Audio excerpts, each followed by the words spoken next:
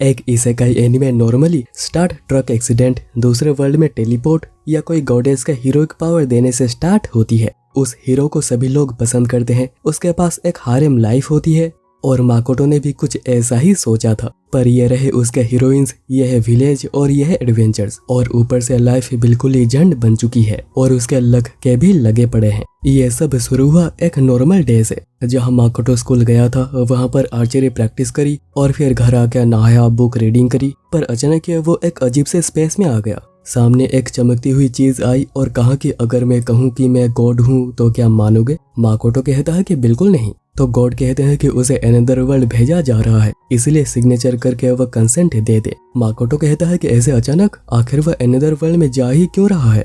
God कहते हैं कि मुझे लगा कि तुम्हें सब कुछ पता होगा। और फिर वो अपने रियल फॉर्म में आते हैं और उनका नाम है सुकुयोमी, और वो माकोटो को अनदर वर्ल्ड का हीरो बनाने आए हैं। माकोटो पूछता है कि क्या वह सच में जापानीज माइथोलॉजी के 3 नोबल चिल्ड्रंस में से एक है? सुकुयोमी हाँ कहते हैं, बताते हैं कि माकोटो के पेरेंट्स दूसरे वर्ल्ड से हैं। और माकोटो को ध्यान आता है कि तो इसी वजह से उसके कोई भी रिलेटिव्स नहीं है। और उसके पेरेंट्स जब जापान आए थे, उन्होंने एक कॉन्ट्रैक्ट साइन करी थी कि एक दिन वो अपनी सबसे प्यारी चीज गॉडेस को दे देंगे, यानी अगर माकोटो मना करता है तो उसके 2 बहनों में से किसी एक को ले लिया जाएगा। इसलिए माकोटो चलने के लिए रेडी हो जाता है और सुकुयोमी कहते हैं कि वो अपने फैंटेसी बुक्स और सिटीज के बारे में ना सोचे, वो उसे डिस्पोज कर देंगे और किसी को उसके बारे में पता भी नहीं चलेगा। और माकोटो उन्हें अपने पेरेंट्स को देने के लिए एक लेटर देता है, जिसके बाद सुकुयोमी जितनी पावर्स दे सकते थे उसे दे देते हैं। और जाने से पहले सुकुयोमी उसे वार्न करते हैं कि वो अभी जिस गॉडेस से मिलेगा उसमें बहुत सारी प्रॉब्लम्स है, इसलिए जितना हो सके वो पेशेंस बनाए रखे।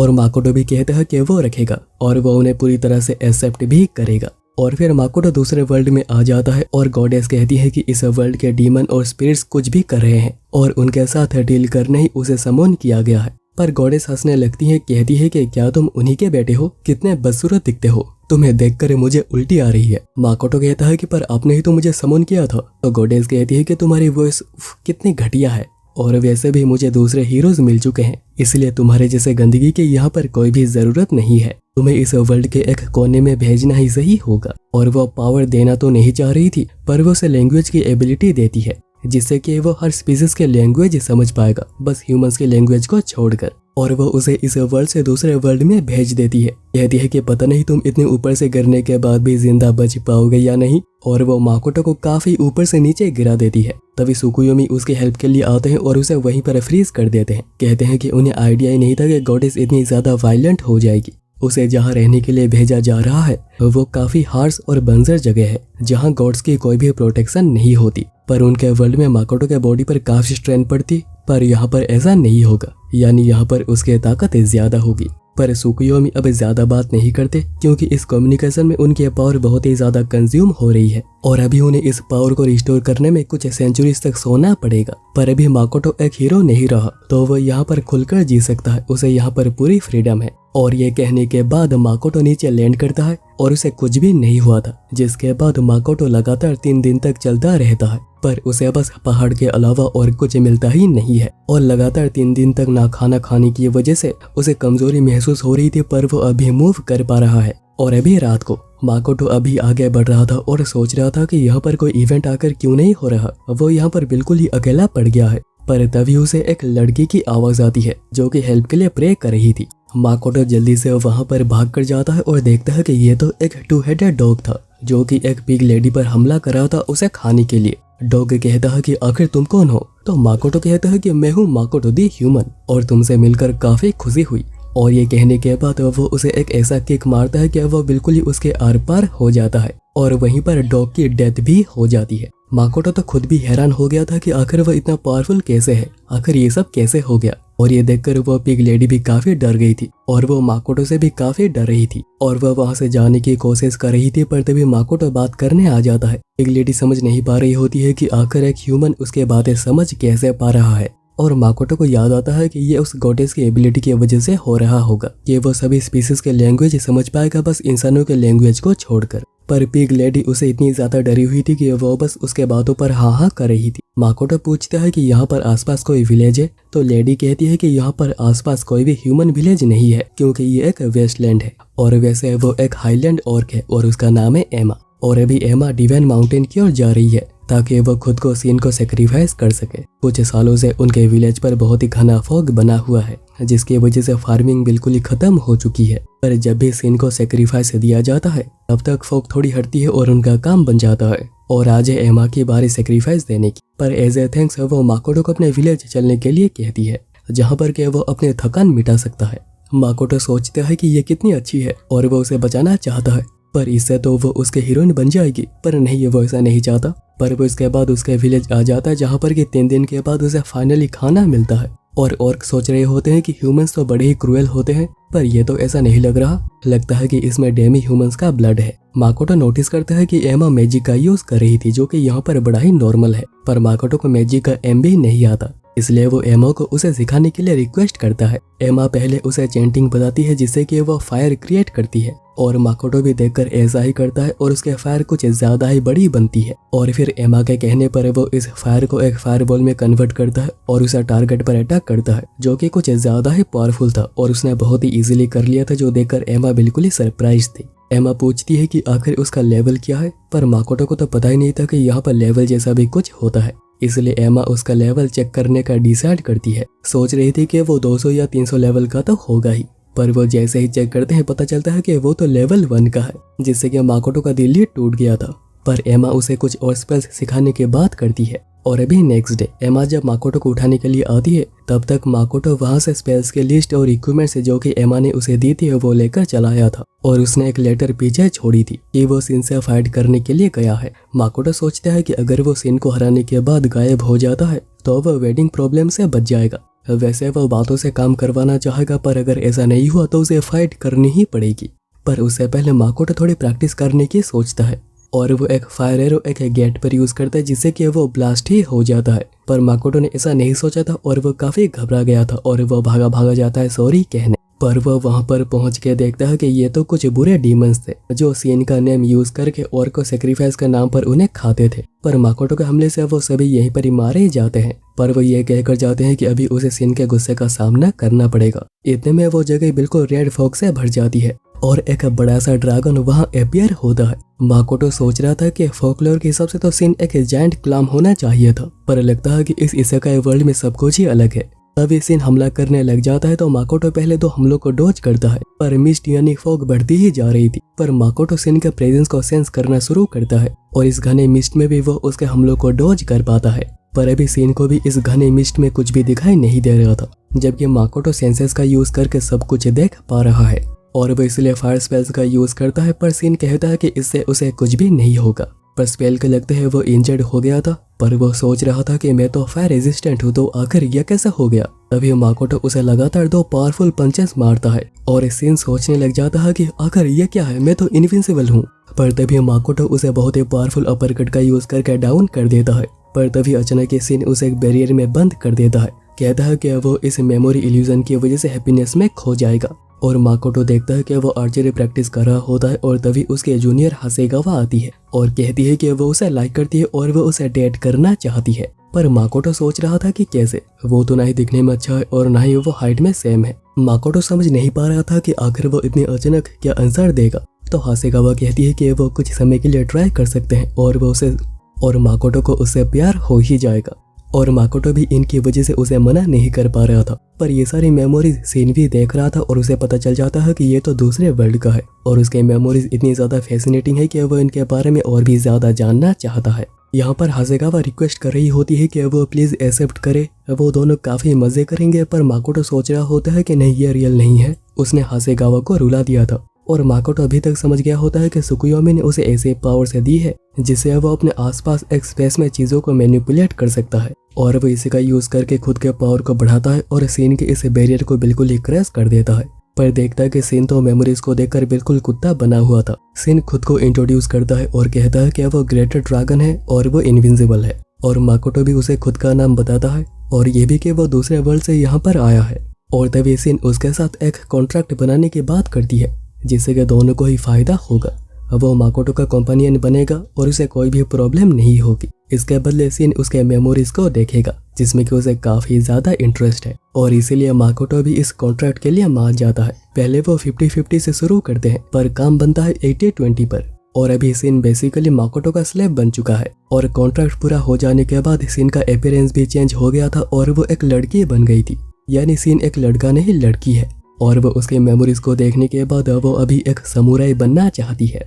पर माकोटो सोच रहा था कि वो एक ड्रैगन ही बनी रहेगी और माकोटो को ट्रैवलिंग में काफी ज्यादा मदद होगी। पर सीन बताती है कि कॉन्ट्रैक्ट में जो भी डोमिनेंट होता है दूसरा उसी का ही अपीयरेंस ले लेता है। और अब तक तो सीन जैपनीज हिस्ट्री और समुराई में इतनी ज्यादा खो चुकी है कि उसे जल्द से जल्द एक स्वॉर्ड चाहिए, जो कि उसने एक ड्रामा में देखी है।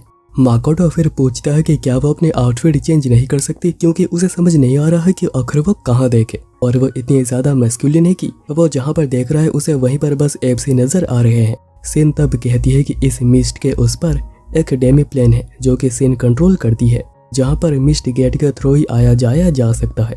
और वो चाहती है कि माकोटो चलकर वो जगह देखे, तो माकोटो भी उसके साथ ही चलता है और वो देखते हैं कि ये जगह तो बहुत ही बढ़िया है। ये पूरी जगह ग्रीनरी से बिल्कुल भरी हुई है और ये देखकर सीन भी बिल्कुल शॉक्ड हो गई थी, क्योंकि इस जगह को बिल्कुल ही ब्लैक और वैकेंट होना चाहिए था और उसे भी नहीं पता है कि आखिर इतना सब चेंज कब हो गया। वहाँ पर इस अर्थ के फ्रूट्स भी दिखाई देते हैं जो कि टेस्ट करके सीन को मजा ही आ जाता है और वो उन्हें बस खाती ही रहती है। वहीं पर माकोटो नोटिस करता है कि यहाँ पर ऐसे बहुत से पेड़ पौधे हैं जो कि अर्थ पर भी दिखाई देते हैं। माकोटो चेक करता है कि यह जगह एक मिस्ट वॉल से घिरी हुई है जो कि इसकी एंडिंग है। माकोटो सोचता है कि अगर यहाँ पर बस सीन के मिस्ट गेट के थ्रू ही आया जाया जा सकता है, यानी गॉडेस यहाँ पर कुछ भी कर नहीं पाएगी, तो अगर वो यहाँ पर एक टाउन बसाते हैं तो वो एक इल्यूजन टाउन जैसा होगा, जैसे कि अरेबियन नाइट्स। माकोटो फिर सीन को ऑर्क विलेज चलने के लिए कहता है, जहाँ पर वो उनको ये बताएगा कि सीन किसी की भी सेक्रीफाइस नहीं ले रही थी, वो कुछ दूसरे डीमंस थे जो कि सीन के नेम का यूज कर रहे थे। इसलिए दोनों जैसे ही वापस आते हैं, एमा वहीं पर ही भागी भागी आती है ये कहने के प्लीज सीन से फाइट मत करना, ये बहुत ही खतरनाक होगा। पर तभी सीन कहती है कि सीन तो मैं ही हूँ और माकोटो ने ही अचानक ही मुझ पर हमला कर दिया था, मुझे पंचेस मारे और मुझे हरा दिया। तो एमा कहती है कि पर सीन तो एक इनविंसिबल ग्रेटर ड्रैगन है।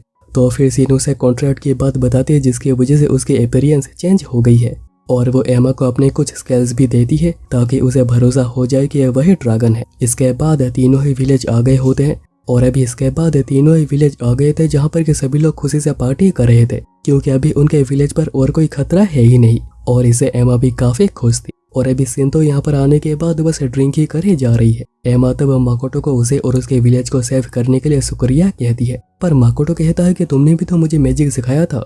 वहीं पर सीन माकोटो के बारे में बता रही थी कि उसने आकर कितने अच्छे काम करे हैं जिसकी वजह से उनकी विलेज बिल्कुल बच गई है। तभी विलेज के चीफ कहते हैं कि वो माकोटो को फॉर्मली थैंक यू कहना चाहते हैं। तो सीन कहती है कि उसके पास इसके लिए एक आइडिया है, क्या वो सभी एक रिच और एक फर्टाइल लैंड पर चलना चाहेंगे। और नेक्स्ट डे सभी लोग बोरिया बिस्तर बांधकर मूव करने के लिए रेडी थे और कहते हैं कि उन्होंने सीन के जेनरस ऑफर को एक्सेप्ट कर लिया है और वह वहीं पर रहेंगे। माकोटो पूछता है कि आखिर ये क्या हो रहा है, तो सीन बताती है कि दोनों के कॉन्ट्रैक्ट की वजह से अब वो एक रिच और फर्टाइल लैंड हो गई है और माकोटो खुद ही वहाँ पर एक टाउन बसाना चाहता था और वहाँ के वाटर एयर सबकी क्वालिटी बहुत ही ज्यादा हाई है। माकोटो कहता है कि अगर वहाँ पर डीमन या फिर मॉन्स्टर्स हुए तो क्या होगा। तो सीन जैसी एक छोटी लड़की कहती है कि हम उन्हें भी संभाल लेंगे, पर माकोटो उसे देखकर बहुत ही शॉक्ड होता है। कहता है कि क्या तुम सीन की बेटी हो, पर सीन कहती है कि ऐसा नहीं है, ये उसकी एक फ्रेगमेंट है। और फिर माकोटो सभी से पूछता है कि क्या वो श्योर हैं कि वो मूव करना चाहते हैं और वो बिल्कुल ही श्योर थे। एमा कहती है कि माकोटो उनका सेवियर है और वो माकोटो की हर तरह से हेल्प और उसे सपोर्ट करना चाहते हैं, पर आखिर वो रहेंगे कहाँ। तो सीन कहती है कि वो इस विलेज को पूरी एब्जॉर्ब कर लेगी और वहाँ पर दे देगी। और सीन ये भी कहती है कि यह तो बस शुरुआत है, वो तो और भी ज्यादा लोगों को टाउन में लाना चाहती है। और अभी अगले सीन में वो सभी लोग आ चुके थे और वो सभी कुछ ना कुछ काम कर रहे थे। माकोटो वहीं पर मैजिक प्रैक्टिस कर रहा होता है कि दूसरे एलिमेंट्स को कैसे यूज करा जाता है और उनके बारे में वो और भी ज्यादा सीख रहा था। और वहीं पर पीछे सीन बैठे बैठे जापानीज ड्रामा एक एक करके देखे जा रही थी और उसे भी दूसरे एपिसोड्स भी देखने हैं, पर माकोटो कहता है कि वो उसका मास्टर है और उसका ऑर्डर है कि आज के लिए और ड्रामा नहीं देखे जाएंगे। पर सीन रिक्वेस्ट करने लग जाती है, कहती है कि बस एक एपिसोड, पर वो गलती से उसकी कोई दूसरी मेमोरी ही निकाल देती है। पर माकोटो मानने को ही तैयार नहीं था और वो बस रिक्वेस्ट ही करे जा रही थी और माकोटो को एंड में मानना ही पड़ता है। पर सीन कहती है कि अगर वो ऐसे मूव करता रहेगा तो उसे देखने में बिल्कुल भी मजा नहीं आएगा, अगर कोई टीवी होती तो बिल्कुल मजा ही आ जाता। और वो इसलिए अभी एक टीवी बिल्ड करने चलती है जहाँ पर कि वो रिकॉर्डेड मेमोरीज को मीडिया फॉर्म में देख पाएगी और उसने ये सारी बातें ड्रामा से देख कर ही सीखी है। और सीन के वहाँ से जाने के बाद माकोटो को अपने मेमोरीज में एक फैमिली फोटो दिखती है। वो सोचता है कि उसके पेरेंट्स इसी वर्ल्ड से थे, तो यहाँ पर ट्रैवल करते हुए उन्होंने क्या क्या करा था ये पता लगाना काफी मजेदार होगा। और उसे अभी अपना न्यू गोल मिल जाता है कि वो अपने पेरेंट्स के पाथ को फॉलो करना चाहता है और वो स्टार्टिंग एक ह्यूमन विलेज से करेगा। इसके बाद हमें एक ड्वार्फ दिखाया जाता है जो कि किसी बड़े मॉन्स्टर से डर के भाग रहा था, और ये था एक बहुत ही बड़ा ब्लैक स्पाइडर, जिसको कि वो ड्वार्फ कहता है कि ये तो ब्लैक डिजास्टर है। यहाँ पर माकोटो ऐसे ही घूम रहा होता है और वो दोनों को काफी परेशान देखकर पूछता है कि क्या हुआ, तो दोनों बताते हैं कि वो उसके लिए और सीन के लिए एक घर बना रहे थे, पर बीच में ये पेड़ आ गया जो इतना मजबूत है कि इसे काटा भी नहीं जा पा रहा। तो माकोटो उन्हें उसके लिए घर बनाने के लिए शुक्रिया कहता है, जिसके बाद वो अपने इस छोटू से स्वॉर्ड से अपने आसपास के स्पेस में स्वॉर्ड की पावर को बढ़ाता है और खुद के पावर को भी इंक्रीज करता है। जिसके बाद वो इस मजबूत पेड़ को बिल्कुल ही मक्खन की तरह काट कर अलग कर देता है, और फिर वो देखता है कि उनमें से एक को चोट लगी हुई थी, जिसको कि माकोटो बिना माना यूज किए हिल कर देता है, जो कि उसे भी नहीं पता था कि वो ऐसा कुछ कर सकता है, और इसीलिए सुकुयोमी के लिए इज्जत और भी ज्यादा उसके अंदर बढ़ जाती है। इसके बाद माकोटो नोटिस करता है कि उसे भी कट लगी हुई थी, पर वो खुद को हिल नहीं कर पा रहा, यानी हीलिंग उसके ऊपर काम नहीं कर रही। इतने में सीन उसे ड्वार्फ को लेकर माकोटो के पास आती है। माकोटो पूछता है कि क्या यह काम उसका है। सीन बताती है कि डेमिप्लेन पर हमला हुआ है और यह बड़ा ही अजीब सा था, बहुत ही भूखा था और वो सब कुछ खा रहा था, इवन वो इस कुल्हाड़ी को भी खा रहा था। और वो जैसे ही देखती है कि माकोटो को चोट लगी हुई है, वो कहती है कि वो अभी इस ब्लड के स्मेल से यहाँ पर भी आ जाएगा, और तभी डेमिप्लेन के बैरियर को तोड़कर वो ब्लैक स्पाइडर यहाँ पर आ जाता है। पर उसे आता हुआ देखने के बाद भी सीन बिल्कुल ही शांत खड़ी हुई थी। तो माकोटो पूछता है कि ऐसा क्यों, क्या उसे डर नहीं लग रहा, क्या वो उसे जानती है। तो सीन बताती है कि वो एक इंजियर्ड ड्वार्फ को लेकर खड़ी हुई है और उसके पास कोई स्वॉर्ड भी नहीं है, तो आखिर वो फाइट कैसे करेगी। इसलिए माकोटो को ही उन्हें और विलेज को प्रोटेक्ट करना होगा इस क्रिएचर से। तभी ब्लैक स्पाइडर उसके ऊपर वेब से अटैक करने लग जाता है। माकोटो पूछता है कि आखिर ये क्या है और ये क्या चाहता है। तो ड्वार्फ कहता है कि ये एक एंशिएंट क्रिएचर है जिसकी भूख कभी खत्म होती ही नहीं और ये कुछ भी खा लेता है। सीन कहती है कि वो एक बार इससे फाइट कर चुकी है, पर इसकी भूख इतनी ज्यादा थी कि वो मिट ही नहीं रही थी, और फाइट करने के बाद भी वो उसे हरा नहीं पाई। पर जब उसने ब्लैक स्पाइडर को ज्यादा डैमेज दे दिया, वो वहां से भाग गया था। इसलिए माकोटो सोचता है कि अगर वो भी उसे अच्छा खासा डैमेज दे दे तो वो अभी यहाँ से भाग जाएगा, और वो पहले हमला करके उसके पैर काट देता है और मैजिक से फायर स्वॉर्ड का यूज करने की सोचता है। पर तब तक ब्लैक स्पाइडर ऊपर से उसके ऊपर वेव अटैक करता है, जिसको कि माकोटो स्वॉर्ड से काट देता है, और उसने गलती से उसके सारे पैर भी काट दिए थे, पर वो एक ही सेकंड में रीजेनरेट भी हो जाते हैं, और वो लगातार उन्हें काटता रहता है जो कि बार बार रीजेनरेट हो रहे थे। इसलिए वो एक पावरफुल अटैक करने की सोचता है और वो फायर स्पेयर का यूज करता है, जिससे कि काफी असर भी पड़ा था। पर ब्लैक स्पाइडर अगेन हिल होकर हमला कर देता है। माकोटो सीन से पूछता है कि आखिर ऐसा क्यों, इतना डैमेज होने के बाद भी आखिर वो भागा क्यों नहीं। तो सीन कहती है कि हो सकता है कि वो माकोटो को पसंद करने लगी हो। वहीं पर ब्लैक स्पाइडर माकोटो के ब्लास्ट किए हुए अटैक से मैजिक को एब्जॉर्ब करके खुद को हील कर रही थी। और सच तो यह है कि सीन खुद ही उसे यहाँ पर लेकर आई है, क्योंकि वो जैपनीज ड्रामास की तरह एक मॉन्स्टर स्लेइंग देखना चाह रही थी। और अभी माकोटो और भी ज्यादा पावरफुल फायर स्पीयर वॉली का यूज करता है, पर इससे भी काम नहीं बनता, और वो माकोटो के बैरियर को तोड़ के उसे स्टैब कर देती है, और अभी बारी थी उसे खाने की। पर माकोटो कहता है कि आखिर तुम मजे से मेरा खून कैसे पी सकती हो, और वो एक काफी पावरफुल हमला करता है, जिससे कि वहां पर एक बहुत ही बड़ा ब्लास्ट भी हुआ था, और ब्लैक स्पाइडर बिल्कुल ही तहस नहस हो गया था। जिसके बाद वो लगातार फायर अटैक करता रहता है, जिसके बाद वो एक और भी ज्यादा पावरफुल वाटर अटैक करता है, जिससे कि काम बन ही गया था। सीन सोच रही होती है कि क्या माकोटो उनके लिए और विलेज के लिए खुद को होल्ड बैक कर रहा था, पर अभी इतने ज्यादा हमले करने के बाद माकोटो की स्ट्रेंथ बिल्कुल ही खत्म हो जाती है और वो वहीं पर बेहोश हो जाता है। पर तभी ब्लैक स्पाइडर अगेन हील हो चुका था और वो माकोटो की तरफ ही आ रहा था। यह देखकर सीन उसे बचाने के लिए आगे भागती है, पर वो पहुंच पाती उससे पहले वो माकोटो को पकड़ लेता है और वो उसे खाने लगती है। पर पास जाने पर सीन को पता चलता है कि वो तो माकोटो से इम्प्रेस हो गई है, इतनी ज्यादा इम्प्रेस कि उसे भूख भी नहीं लग रही, और वो माकोटो को अपने से दूर जाने भी देना नहीं जा रही। तभी सीन उसे किक मारकर माकोटो को फ्री करती है और कहती है कि बहुत दिनों बाद मिले। पर ब्लैक स्पाइडर तो उसे जानती तक नहीं है, क्योंकि अभी तक उसे इतनी ज्यादा भूख लगी हुई थी कि वो बस खाने के बारे में सोच रही थी, ये नहीं कि आखिर वो किससे मिली है, किसको जानती है। सीन बताती है कि वो एक इनविंसिबल ग्रेटेड ड्रैगन है और वो माकोटो की सर्वेंट है, और दोनों ने एक कॉन्ट्रैक्ट बनाई है, पर अगर ब्लैक स्पाइडर चाहे तो वो भी कॉन्ट्रैक्ट बना सकती है और माकोटो बहुत ही इजीली दोनों को संभाल भी पाएगा। तो क्या वो भी उसके सर्वेंट बनना चाहेगी? पर ब्लैक स्पाइडर कहती है कि पर उसके कंसेंट का क्या? तो सिन कहती है कि वो तो हम लोग बाद में भी ले लेंगे। इसलिए ब्लैक स्पाइडर हाँ कहती है और सिन कॉन्ट्रैक्ट रिचुअल को स्टार्ट कर देती है। और कॉन्ट्रैक्ट पूरा हो जाने के बाद ब्लैक स्पाइडर भी एक ब्यूटीफुल लड़की में बदल गई थी। और अभी कुछ देर के बाद माकोटो को होश आ जाता है और वो नोटिस करता है कि वो तो पूरी तरह हील हो चुका था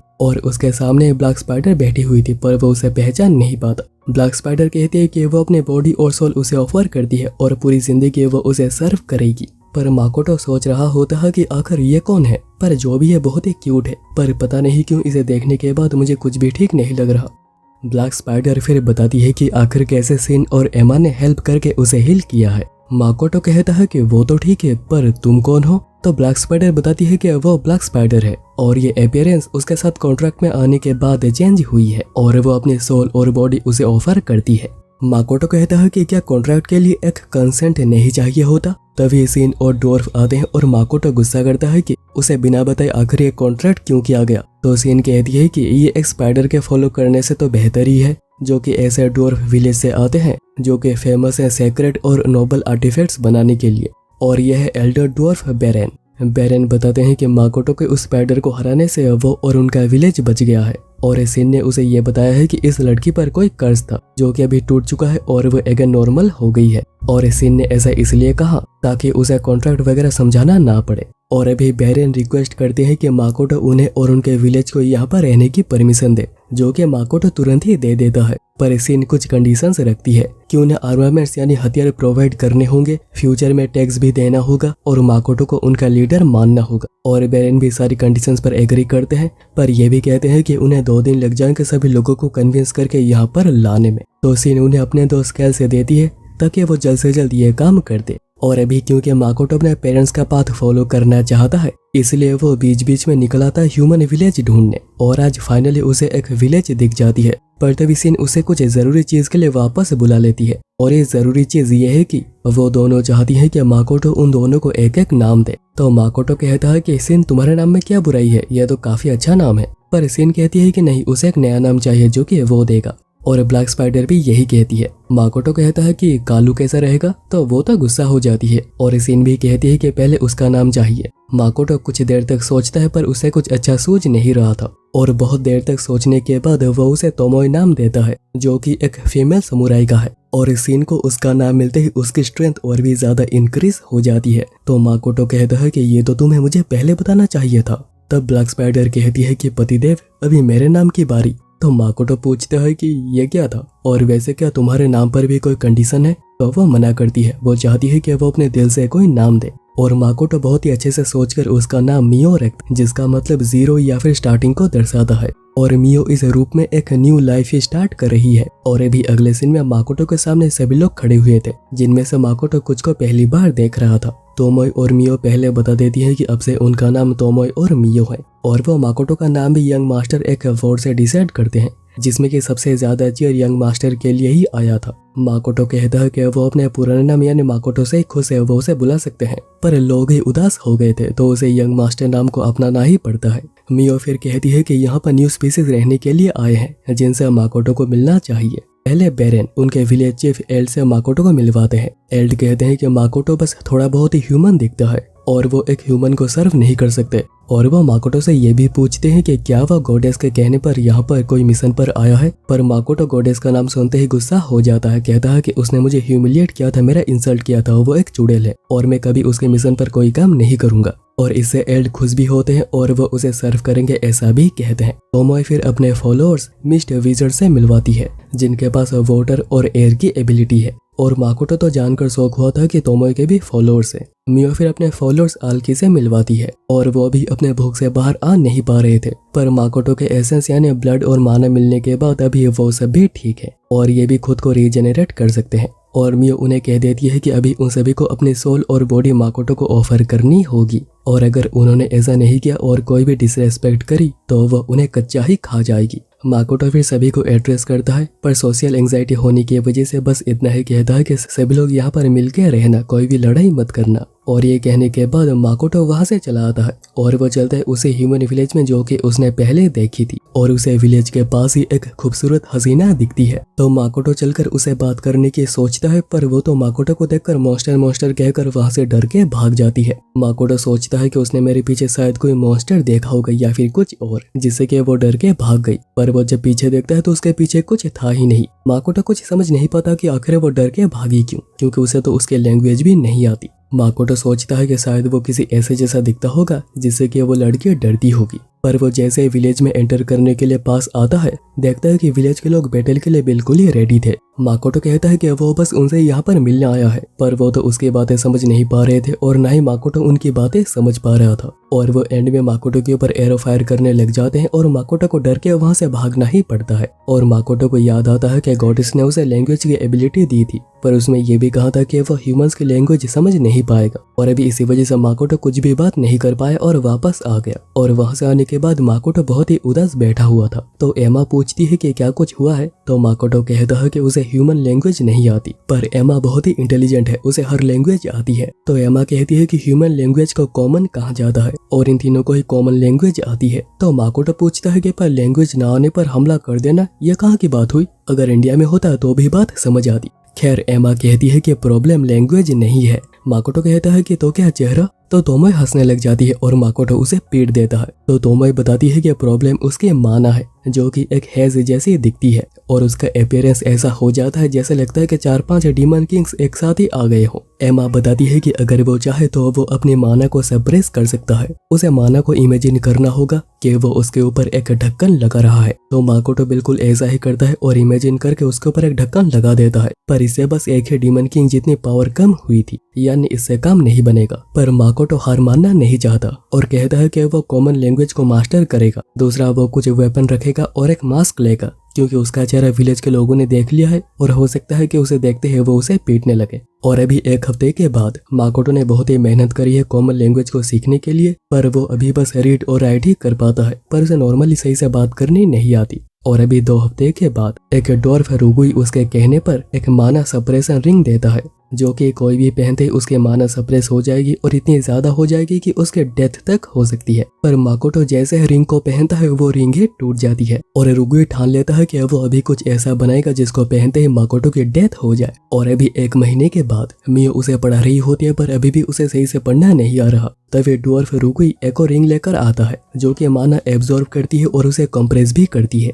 और माकोटो उसे पहनते माना एब्जॉर्ब होने लग जाती है, पर जब भी यह रिंग रेड कलर का हो जाएगा उसे निकाल देना है, क्योंकि वही उसका लिमिट होगा। और अभी इसके बाद माकोटो, तोमोई और मियो ह्यूमन विलेज के लिए आ जाते हैं। तोमोई एक समुराई बनकर आई थी, तो मियो उसे ड्रेस में कुछ चेंजेस करके आई थी और माकोटो कहता है कि वो इसमें काफी अच्छी लग रही है, जो सुनते ही मियो का तो दिन ही बन गया था। इसके बाद तीनों फ्रूट मर्चेंट बनकर अंदर आते हैं, जिससे कि गार्ड्स थोड़े हैरान हुए थे, क्योंकि ज्यादातर लोग यहाँ पर ट्रेनिंग या फिर रॉ मटेरियल्स के लिए आते हैं, पर अभी उनके यहाँ पर आते ही उनके ऊपर कोई नजर रख रहा था। और माकोटो यहाँ पर एक वेल्दी मर्चेंट का बेटा बनकर आया है, इसलिए वो मार्केट से होकर जा रहे होते हैं और माकोटो नोटिस करता है कि यहाँ पर हर कोई बहुत ही ज्यादा खूबसूरत है। पर तोमोई और मियो कह रहे होते हैं कि ये तो सभी एवरेज है और उससे भी कम है। इसके बाद तीनों एडवेंचर गिल्ड आ जाते हैं और रिसेप्शनिस्ट भी बहुत ही क्यूट, पर वो जैसे कोई भी गलत नजर ना डाले, तोमोई और मियो बता देती है कि वो एक ट्रेडिंग कंपनी का एकलौता वारिस है और अभी एक कर्ज की वजह से वो बातें नहीं कर सकते, पर वो लिखकर बात करेगा। पर रियलिटी तो ये है कि उसने कॉमन लैंग्वेज सही से सीखी ही नहीं है। रिसेप्शनिस्ट बताती है कि यहाँ रैंक इस SSS रैंक तक की रैंक है और वो अपने रैंक के हिसाब से जॉब ले सकते हैं और उसे कंप्लीट करने पर उनकी एक रैंक बढ़ जाएगी और उन्हें रिवॉर्ड भी मिलेगा। और अगर वो चाहे तो वो क्लाइंट के रिक्वेस्ट पर कोई भी स्पेशल जॉब एक्सेप्ट कर सकते हैं और वो किसी भी रैंक के होने के बाद भी जॉब को एक्सेप्ट कर पाएंगे और इसका रिवॉर्ड भी काफी ज्यादा होता है, पर इसे कंप्लीट करने पर उनके रैंक बिल्कुल भी नहीं बढ़ेगी। और क्योंकि वो एक ट्रेडिंग कंपनी से है तो उसे मर्चेंट गिल्ड में रजिस्टर करना चाहिए। माकोटो कहता है कि वो अपना रजिस्ट्रेशन कार्ड खो चुका है, तो रिसेप्शनिस्ट बताती है कि उसे डुप्लीकेट कार्ड एक बहुत ही डिस्टेंट टाउन टी सीज में ही मिलेगी। माकोटो फिर देखता है कि यहाँ का सबसे highest level job SSS rank और 444 लेवल का है। वहीं पर मियो और तोमोई अपना लेवल चेक करवा रहे होते हैं, जो मियो का निकलता है 1500 और तोमोई का निकलता है 1320। पर तोमोए मानने को ही तैयार नहीं थे कि मियो उसे ज्यादा ताकतवर है। पर अभी वो दोनों इस गिल्ड के टॉप 2 एडवेंचरर्स बन चुके हैं। उनके बाद ट्रिपल एस रैंक के सोफिया आती है जिसका लेवल 920 है और वो एक डीमन स्लेयर है जिसने की ग्रेटर ड्रैगन लेंसर को डिफीट करा था। तोमोए सोच रही होती है कि जरूर लेंसर अपनी किसी गलती से ही हारा होगा। इसके बाद माकोटो भी अपना लेवल चेक करवाता है और वो सोच रहा होता है कि वो थोड़ा बहुत तो इम्प्रूव करा ही होगा, पर उसका लेवल 1 और रैंक ई ही निकलता है और सभी लोग बात करने लग जाते हैं कि यही है अमीर बाप का नालायक लड़का और वह जरूर अपने सर्वेंट्स के ऊपर ही डिपेंड करता होगा सारा काम करवाने के लिए, क्योंकि उससे तो कुछ होगा ही नहीं। वहीं पर 2 एडवेंचरर्स और भी थे जो कि नजर बनाए हुए थे। इसके बाद तीनों एक होटल आ जाते हैं, पर 6 गोल्ड पर नाइट का रेट चल रहा था। तोमोए कहती है कि पिछले होटल में तो 1 गोल्ड पर नाइट ले रहे थे, तो यहाँ पर इतना ज्यादा क्यों? तो रिसेप्शनिस्ट कहता है कि यह होटल सबसे ज्यादा बढ़िया है और यहाँ की फैसिलिटीज एक नंबर की है। तो तोमोए उसे अपना लेवल दिखाती है और ये भी कहती है कि अगर यहाँ पर चीजें ठीक नहीं रही तो वो यह होटल ही तबाह कर देगी। और वो तोमोए के गुस्से को देखकर रियल प्राइस 2 गोल्ड पर नाइट पर चला आता है। पर यहाँ आकर उन्होंने एक चीज नोटिस करी है कि यहाँ पर हर चीज कुछ ज्यादा ही महंगी है। इसके बाद माकोटो और मियो खाना खाने चलते हैं और माकोटो तोमोए को उनके वैगन का ध्यान रखने के लिए कहता है, क्योंकि उन्हें भी पता है कि उन्हें फॉलो किया जा रहा है और क्योंकि वो यहाँ पर मर्चेंट बनकर आए हैं तो उनके वैगन के ऊपर चोरी का हमला किया जा सकता है। और माकोटो तोमोए को ये भी कहता है कि आज उसे कोई खाना नहीं मिलेगा क्योंकि उसने बहुत सारी गड़बड़ करी है। और अभी रात को तोमोए वैगन के ऊपर बैठकर गार्ड दे रही थी और वहीं पर मियो को माकोटो के साथ डिनर करके बिल्कुल मजा ही आ गया था। पर तभी एक छोटी लड़की उनके पास आती है और कहती है कि उसे एक रिक्वेस्ट करनी है। और माकोटो एक बच्ची को देख मियो को कहता है कि वो जाकर पूछे कि आखिर बात क्या है। तो मियो भी चलकर पूछती है कि क्या हुआ, अगर कोई काम नहीं है तो यहाँ से हटो क्योंकि तुम हम लोगों को परेशान कर रही हो। तो माकोटो उसे पास बुलाता है और उसे पीटता है, कहता है कि आखिर तुम एक बच्ची के साथ ऐसा कैसे कर सकती हो। मियो कहती है कि वो नहीं चाहती है कि उन दोनों को कोई भी इंटरप्ट करे और दोनों को ऐसे देख बच्ची हंसने लगती है। फिर माकोटो खुद ही चलकर उससे पूछता है कि क्या हुआ। तो बच्ची कहती है कि वो एक रिक्वेस्ट करना चाहती है और वो रोने लग जाती है। तो माकोटो कहता है कि बच्ची को अभी के लिए होटल ले चलते हैं क्योंकि वो अभी बिल्कुल भी स्टेबल नहीं लग रही। और ये सब एक एडवेंचरर देख रहा था और वह ऐसे स्माइल करता है जैसे कि ये सब कुछ उसी के प्लान के हिसाब से जा रहा है। बच्ची बताती है कि उसका नाम रिनोन है और वह अपनी सिस्टर के साथ ट्रैवल कर रही थी और वह इस टाउन में कुछ समय के लिए रहने लगे। पर एक दिन उसके सिस्टर कुछ काम के तलाश में गई थी और वो वापस आई ही नहीं और वो आखिरी बार अपनी सिस्टर से 1 महीने पहले मिली थी।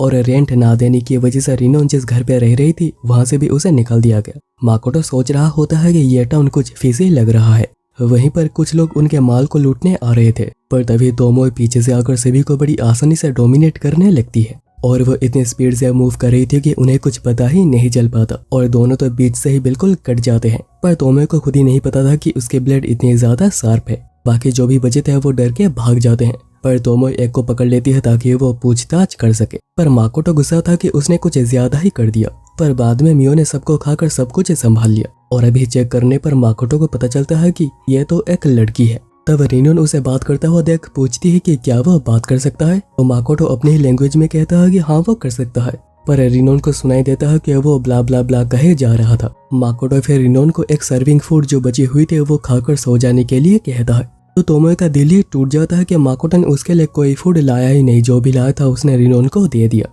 रिनोन फिर अपनी सिस्टर की एक ड्राइंग देती है जो कि उसने खुद बनाई है ताकि वह उसे ढूंढ सके। और थोड़ी देर के बाद मियो बाहर से सब डेड बॉडीज खाकर आ जाती है, पर वो यहाँ पर आकर देखती है कि यहाँ पर कुछ अजीब हो रहा था। माकोटो बड़ी गहराई से उस लड़की की मेमोरीज को देख रहा था और कुछ सोच रहा था। माकोटो बताता है कि उसकी मेमोरी से उसे ये तो पता लग गया है कि आखिर उसकी बहन कहाँ पर होगी और उसे ये भी लग रहा होता है कि रिनोन का इन लोगों के साथ कोई तो कनेक्शन है। और क्योंकि उसे अभी अंदाजा लग गया है कि रिनोन की सिस्टर आखिर कहाँ होगी, इसलिए वो मियो और तोमोए को जाकर उसे रेस्क्यू करने के लिए कहता है। और वो इस तरह कहता है कि दोनों को अभी के भी जाने के लिए मानना ही पड़ता है। और दोनों थोड़ी बकवास करने के बाद उसे ढूंढने चलते हैं। माकोटो सोच रहा होता है कि क्या यह वही सेम लड़की है, उसके जूनियर हासेगावा। वहीं पर मियो तोमोए को कह रही होती है कि माकोटो हमेशा ही शांत रहता है, पर जब से उसने रिनोन की सिस्टर की ड्राइंग देखी है वो कुछ अजीब सा बिहेव कर रहा है। तो मियो कहती है कि हो सकता है कि रिनोन की सिस्टर उसकी कोई दोस्त हो, पर तोमोए क्लियर करती है कि उसका यहाँ पर कोई भी दोस्त नहीं है, उसने मेमोरीज को बहुत ही अच्छे से चेक किया है।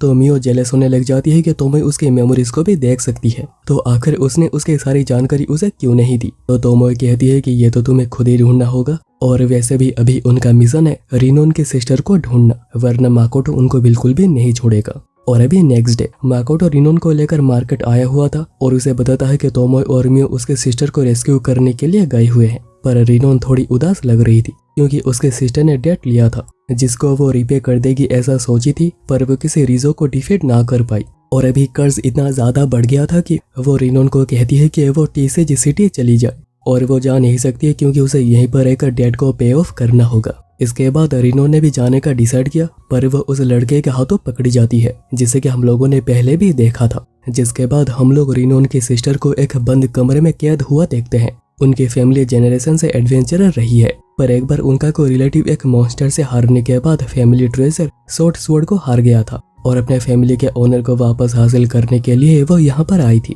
पर अभी लगता है कि सब कुछ खत्म हो चुका है, पर तभी तोमोय और मियो उसे ढूंढ लेती है और मियो उसे तुरंत ही हिल भी कर देती है और कहती है कि वो उसे रेस्क्यू करने आए हैं तो वो चले। और यहाँ पर डोर बंद था तो मियो तो इस डोर को बिल्कुल ही सड़ा देती है। जिसके बाद वो जा रहे होते हैं, पर तभी एक एडवेंचरर सामने आता है जो कि जेसुए का सबसे ज्यादा पावरफुल एडवेंचरर है। वहीं पर मार्केट में माकोटो कुछ रैंडम फ्रूट्स जो कि उसने डेमी प्लान में उगाए थे उन्हें 500 गोल्ड में बेच दिए हैं और उसे भी भरोसा नहीं था कि ये इतने ज्यादा दाम में बिकेगा। और दोनों जैसे होटल वापस आ रहे होते हैं, रिनोन उसे गैंग की किसी को देखती है और कहती है कि वो घर से कुछ लाना भूल गई है तो वो जल्दी लेकर आती है। पर माकोटो सोच रहा था कि उसे तो घर से निकाल दिया गया था तो आखिर वो कहाँ पर गई, इसलिए वो माना का यूज करके उसे ट्रैक करना शुरू करता है और वो उसे लड़के से मिलने गई थी। रिनोन जानकारी देती है कि कुछ अननोन फ्रूट्स थे जिनको बेचने के बाद उसे 500 गोल्ड कॉइन मिले हैं और वो लड़का उसे कहता है कि वो सभी गोल्ड कॉइन चुरा कर उन्हें लाकर दे दे, जिससे कि उसके सिस्टर का डेट भी पे ऑफ हो जाएगा और वो दोनों बिल्कुल फ्री हो जाएंगे। और वो यह बात प्रॉमिस भी करता है कि वो करेगा। रिनोन को बुरा तो लग रहा था कि उसे माकोटो को धोखा देना होगा जिसने कि उसकी इतनी ज्यादा मदद करी है, पर अभी उसे अपनी सिस्टर को भी बचाना है और ये सब कुछ माकोटो देख चुका था। वहीं पर एडवेंचर जो कि यहाँ का सबसे स्ट्रॉन्गेस्ट मैन है, रिनोन की सिस्टर तोआ को कहता है कि तुम तो मूव नहीं कर पा रही थी ना, तो अभी क्या हुआ। तभी दूसरा लड़का भी आ जाता है और ये उनका लीडर मिल्स है। तोमोय हंसने लग जाती है कि आखिर वो कितना ज्यादा डरपोक है, पीछे से छुपकर अपने लोगों से काम करवाता है। तो दूसरा लड़का कहता है कि तुमने तो अपनी लेवल फेक की है, तुम आखिर क्या बात कर रही हो।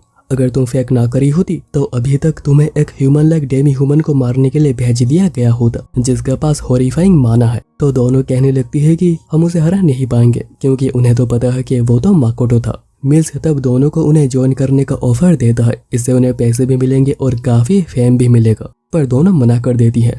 तो मिल्स कहता है कि वो उसे रिच किड जिसका लेवल बस 1 का है उसे छोड़ क्यों नहीं देते, पर दोनों माकोटो की इंसल्ट से इतनी ज्यादा गुस्सा हो गई होती है कि दोनों ही उसे एक पावरफुल पंच मारती है। पर मिल्स ने सबसे पावरफुल बैरियर का यूज करके खुद को बचा लिया था। यहाँ रिनोन बाहर बैठी हुई थी और सोच रही थी कि आखिर वो माकोटो जो कि इतना ज्यादा अच्छा है उसे धोखा कैसे दे सकती है। तभी रिसेप्शनिस्ट उसे यहाँ से भाग जाने के लिए कहता है क्योंकि वो उसे कोई भिखारी समझ रहा था। पर तभी माकोटो वहाँ पर आता है और कहता है कि वो मेरी दोस्त है और रिसेप्शनिस्ट बिल्कुल ही डर गया था। और अभी यहाँ सबसे पहले तोमोय फाइट करने के लिए आगे आती है और कहती है कि कोशिश करना कि मेरे बाद भी तुम जिंदा रहो ताकि मियो तुमसे फाइट कर सके। और वो एक ही बारी में बैरियर को भी तोड़ देती है और सबको उड़ा उड़ा कर मार रही थी। तभी दूसरा पीछे से मियो पर वार करने की कोशिश करता है, पर मियो उसे एक ही चांटे में डाउन कर देती है और वह मिल्स को बहुत सारे चांटे मारती है जिसके बाद उसके दिल को शांति मिलती है। और अभी तोमोय चलकर उस पीछे वाले को भी मजा चखा देती है, कहती है कि रिनोन को परेशान करने के लिए मैं तुम्हें कभी माफ नहीं करूंगी। और अभी वहीं पर दूसरे बंदी भी थे जो कि अभी फ्री हो चुके थे और दोनों तो इस बिल्डिंग को पूरा ही तोड़ देती है। पर तभी मिल्स पीछे से आकर तोया को पकड़ लेता है, पर दोनों उसे ऐसा पंच मारती है कि पता ही नहीं चलता है कि आखिर वो कहाँ पर गया। पर अभी दोनों को लग रहा होता है कि उन्होंने कुछ ज्यादा कर दिया है, पर माकोटो को इंसल्ट वो इसे सह भी नहीं सकती। पर फिर दोनों बहस करने लग जाती है कि आखिर किसने ज्यादा लोगों को डाउन किया है। पर अभी डिसाइड कैसे किया जाए कि आखिर किसने ज्यादा लोगों को डाउन किया है, तो वो तोआ को अपने पावर दिखाने लग जाते हैं, आखिर कौन कितना ज्यादा डिस्ट्रक्शन कर सकता है। पर दोनों इसके बाद भी झगड़ने में लगे हुए थे और बस यही कह रही थी कि मैं ज्यादा ताकतवर हूँ, और बस यही कहते हुए वो पूरे टाउन को ही तहस नहस कर देती है। और इसके बाद तोया फाइनली रिनोन से मिलती है और दोनों बहुत ही खुश हुए थे, पर तोया बहुत ही ज्यादा डर गई होती है तोमोय और मियो के पावर को देखकर। माकोटो सोच रहा होता है कि तोया बिल्कुल ही हासेकावा की कॉपी लगती है।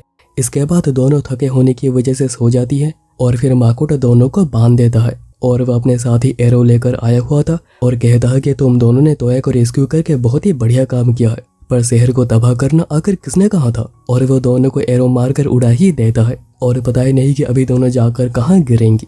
और अभी अगले सीन में माकोटो को आए हुए कुछ महीने हो चुके थे और अब तक पता ये चला है कि यहाँ पर ह्यूमंस जैसे ह्यूमंस रहते हैं, कुछ डेमी ह्यूमंस रहते हैं, मॉन्स्टर्स भी रहते हैं, सब लोग मिलकर रहते हैं। और गॉडेस के नजरों में बस ह्यूमंस को स्पेशल माना जाता है, जिन्हें कि वो ब्लेसिंग्स यानी पावर्स भी देती है और सभी दिखने में बड़े ही अच्छे हैं। और कुछ ही बार टेंपल में वर्शिप करने से उनकी लैंग्वेज भी सीखी जा सकती है। पर मॉन्स्टर्स इस भेदभाव से बिल्कुल भी खुश नहीं थे, इसलिए उन्होंने वॉर्स भी करी हुई है। पर अभी माकोटो जो कि ह्यूमन विलेज आया हुआ अपने पेरेंट्स के पाथ को फॉलो करने, उसे यहाँ पर रिनोन और तोया मिले हैं, जिन्हें रेस्क्यू करने के बाद सभी अभी नेक्स्ट विलेज टी-सीज जा रहे हैं। पर पहले दोनों गिल्ड आते हैं और इन्फॉर्म करते हैं कि मॉन्स्टर्स का एक ग्रुप अचानक इस सिटी पर हमला कर दिया और सब कुछ बर्बाद कर दिया। और अभी लगता ही नहीं है कि वहाँ पर कोई सिटी हुआ करती थी। और सभी लोग इस बात पर भरोसा भी करते हैं क्योंकि तोमोए ने सभी लोगों की मेमोरी को चेंज कर दी है, बस तोया और रिनोन को छोड़कर। अब वो बताते हैं कि मियो और तोमोए ने मॉन्स्टर्स को भगा दिया है, जिनका लेवल 1000 से भी ज्यादा है। पर प्रूफ करने के लिए उन्हें गिल्ड रजिस्ट्रेशन के बारे में बताना पड़ता है, पर क्योंकि अभी उस शहर में कुछ रहा ही नहीं है तो उन्हें री रजिस्टर करना होगा। पर क्योंकि तोमोए अगेन प्रॉब्लम क्रिएट कर सकती है कि उसके लेवल अगर मियो से कम क्यों है और वो यहाँ पर दवा सब कुछ कर सकती है,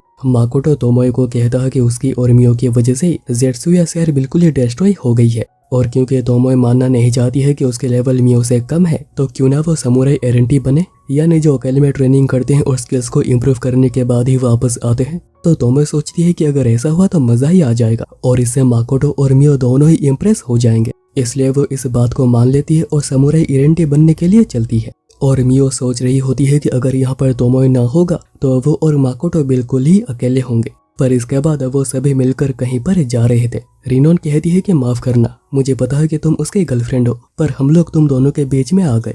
तो मियो शर्माते हुए कहती है कि नहीं, मैं तो बस उसके एक फॉलोअर हूँ। माकोटो तब सामने कुछ मॉन्स्टर्स को सेंस करता है और मियो को जाकर संभालने के लिए कहता है। तो मियो भी चलती है और बस एक ही स्विंग से सभी के टुकड़े टुकड़े कर देती है, जो देख बाकी सभी लोग इम्प्रेस हो गए थे। तो यह कहती है कि क्या वो मॉन्स्टर्स के मटेरियल्स को इकट्ठा कर सकते हैं जो कि काफी अच्छे दाम पर बिकेंगे। पर माकोटो कहता है कि उन्हें बहुत दूर जाना है, तो वो बिल्कुल भी समय बर्बाद करना नहीं चाहता। पर जैसे ही उसकी नजरें कहीं और ही पड़ जाती है, वो उसे मना नहीं कर पाता। पर इसे मियो और रिनोन काफी ज्यादा चिढ़ गई थी और फिर तोया सभी मटेरियल्स को ले लेती है और वो भी कुछ घिनौने तरीके से, जो माकोटो बिल्कुल भी देखना नहीं जा रहा था। खैर इसके बाद सभी आगे बढ़ते रहते हैं, जिसमें के मॉन्स्टर्स भी मिलते हैं। पर अभी बस उन्हें इस वॉल को क्रॉस करना होगा और वो टी-सीज पहुंच जाएंगे। तोया तभी पूछती है कि क्या वो अपनी ट्रेडिंग कंपनी वहां पर भी कंटिन्यू करेगा। पर तभी उनके सामने एक रेयर मॉन्स्टर रूबी आइज आ जाती है। इसलिए माकोटो एगन मियो को कहता है कि चलकर उनसे फाइट करो, जो कि अभी तक फाइट करते हुए बिल्कुल ही थक गई थी। और ऊपर से इनके रिक्वेस्ट कि उसके हेड को छोड़ देना, विंग्स को छोड़ देना, कम से कम डैमेज करना, क्योंकि वो काफी ज्यादा महंगे बिकेंगे। इसलिए मियो करने से ही मना कर देती है, क्योंकि वो उनकी इस फालतू डिमांड को पूरी नहीं करना चाहती। इसलिए माकोटो को ही फाइट के लिए आगे आना पड़ता है। पर माकोटो कहता है कि उनका वीक पॉइंट हेड ही होता है, पर वो सभी मना करते हैं क्योंकि वो काफी ज्यादा वैल्यूएबल है। तो यह कहती है कि साथ उनका एब्डोमेन काफी ज्यादा वीक है, पर वो सोच रहे थे कि ये तो लेवल 1 का है, तो आखिर ये क्या ही कर पाएगा। पर तोया कहती है कि उन्हें भरोसा रखना होगा, अगर कुछ गड़बड़ हो भी जाती है तो मियो तो है ही। और अभी माकोटो एक एक करके सभी को एरो से ही डाउन कर देता है, जो देखकर सभी लोग बहुत ही ज्यादा इम्प्रेस हो गए थे। पर एल्फ गर्ल को लग रहा होता है कि ये कोई ऑटो एम वो होगा, वरना वो लेवल 1 का है, तो आखिर वो इतना सब कुछ कैसे कर सकता है। पर इसके बाद एगन सभी लोग वैल्यूएबल मटेरियल्स को इकट्ठा कर लेते हैं और अभी बारी है टाउन में जाने की। और सभी लोग पहले टाउन में आकर गिल्ड में री रजिस्टर करते हैं और वो अभी लेवल 1 का ही है। मियो कहती है कि वो भी री रजिस्टर करना चाहती है, पर माकोटो से वेट करने के लिए कहता है, वरना तोमोए आकर फिर से परेशान करेगी, क्योंकि वो तो हमेशा मियो के लेवल से ऊपर जाना चाहती है। माकोटो फिर वहां पर एक स्पेशल जॉब रिक्वेस्ट देखता है, जो कि रेमब्रांड ट्रेडिंग कंपनी से था और उन्हें रूबी आइज की आइज चाहिए और ये अच्छा मौका है काफी पैसे कमाने का। माकोटो कहता है कि उन्हें मटेरियल्स को डिवाइड कर लेना चाहिए और उसे हर मटेरियल का एक एक पीस मिलता है और माकोटो इससे खुश हो गया था। और माकोटो सॉरी भी कहता है कि वो सारी रेयर चीजें ले रहा है, पर तोया कहती है कि उसने ही मॉन्स्टर्स को डिफीट करा है, तो ये तो उसका हक है। पर अभी सभी लोग उदास हो गए थे क्योंकि वो सभी अलग अलग हो रहे हैं। तो माकोटो कहता है कि क्यों ना हम इस जर्नी को सेलिब्रेट करने के लिए एक साथ ही रात को डिनर करें। तो तोया कहती है कि वो उसे अच्छा रेस्टोरेंट ढूंढकर इन्फॉर्म कर देगी, जिसके लिए वो कार्ड एक्सचेंज कर लेते हैं। और इस कार्ड में मैप्स, मॉन्स्टर्स की जानकारी, इवन पेड कंटेंट भी मिलता है, और वो भी बस थोड़े से ही पैसों में। और अभी रात को वो सभी तोया के चूज किए हुए रेस्टोरेंट में आ जाते हैं डिनर के लिए।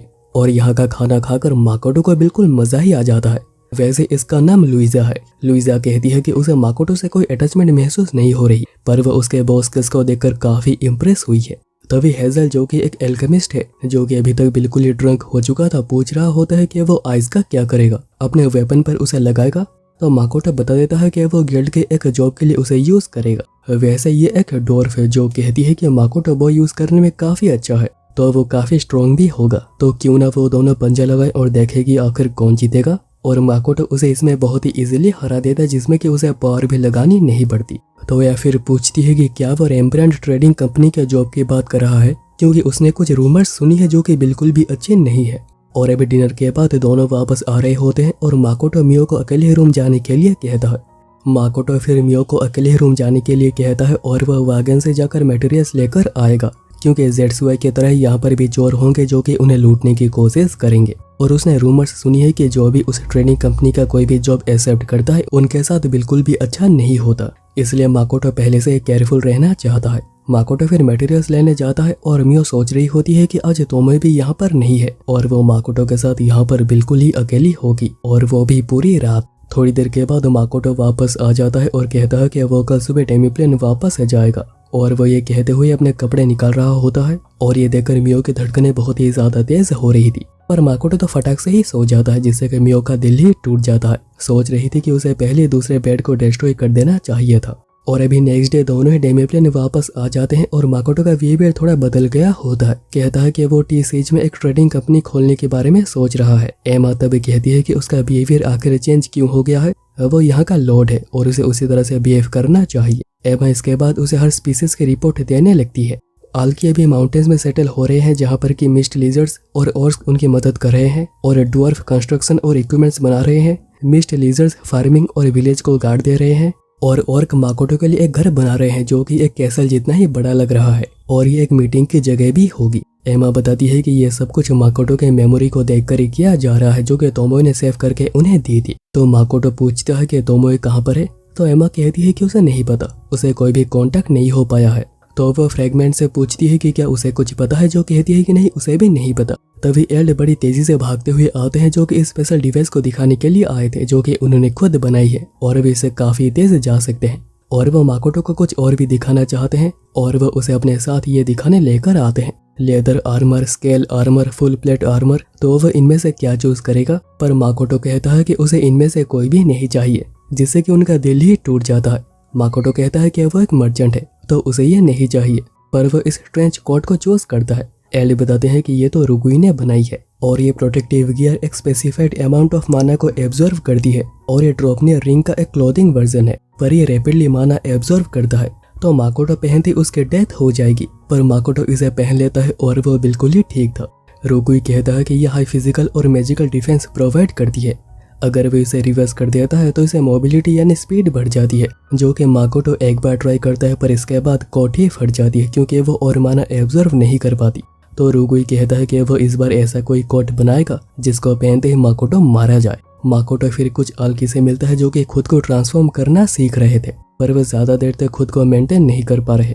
फिर वो माकोटो को पॉइजन फायर कोरल दिखाते हैं, जो कि उन्होंने खुद अपने हाथों से कलेक्ट करी है। माकोटो कहता है कि यहाँ पर इनका पॉइजन ज्यादा होगा, एक ही बाइट से किसी की भी डेथ हो जाएगी, पर मियो तो इन्हें साइड में खड़े होकर बड़े ही मजे से खा रही थी। और अभी इसके बाद माकोटो वापस टी सीज आ जाता है और अभी तक तोमो से कोई भी कांटेक्ट नहीं हो पाया है, और क्योंकि मियो बस खाती ही रहती है इसलिए वो आज यहाँ पर अकेला ही आया है, और वह खुद अकेला ही रेम्ब्रांड ट्रेडिंग कंपनी में अकेला ही मटेरियल्स को लेकर गया है। पर क्लाइंट से सुनने को मिलता है कि वो सब कुछ गलत कर रहा है और वो उसके साथ और कोई डिस्कशन करना नहीं चाहते। और माकोटो जो कि सोच रहा था कि यहाँ पर सब कुछ बहुत ही स्मूथली जाएगा, उसमें अभी ब्रेक्स लग चुके हैं।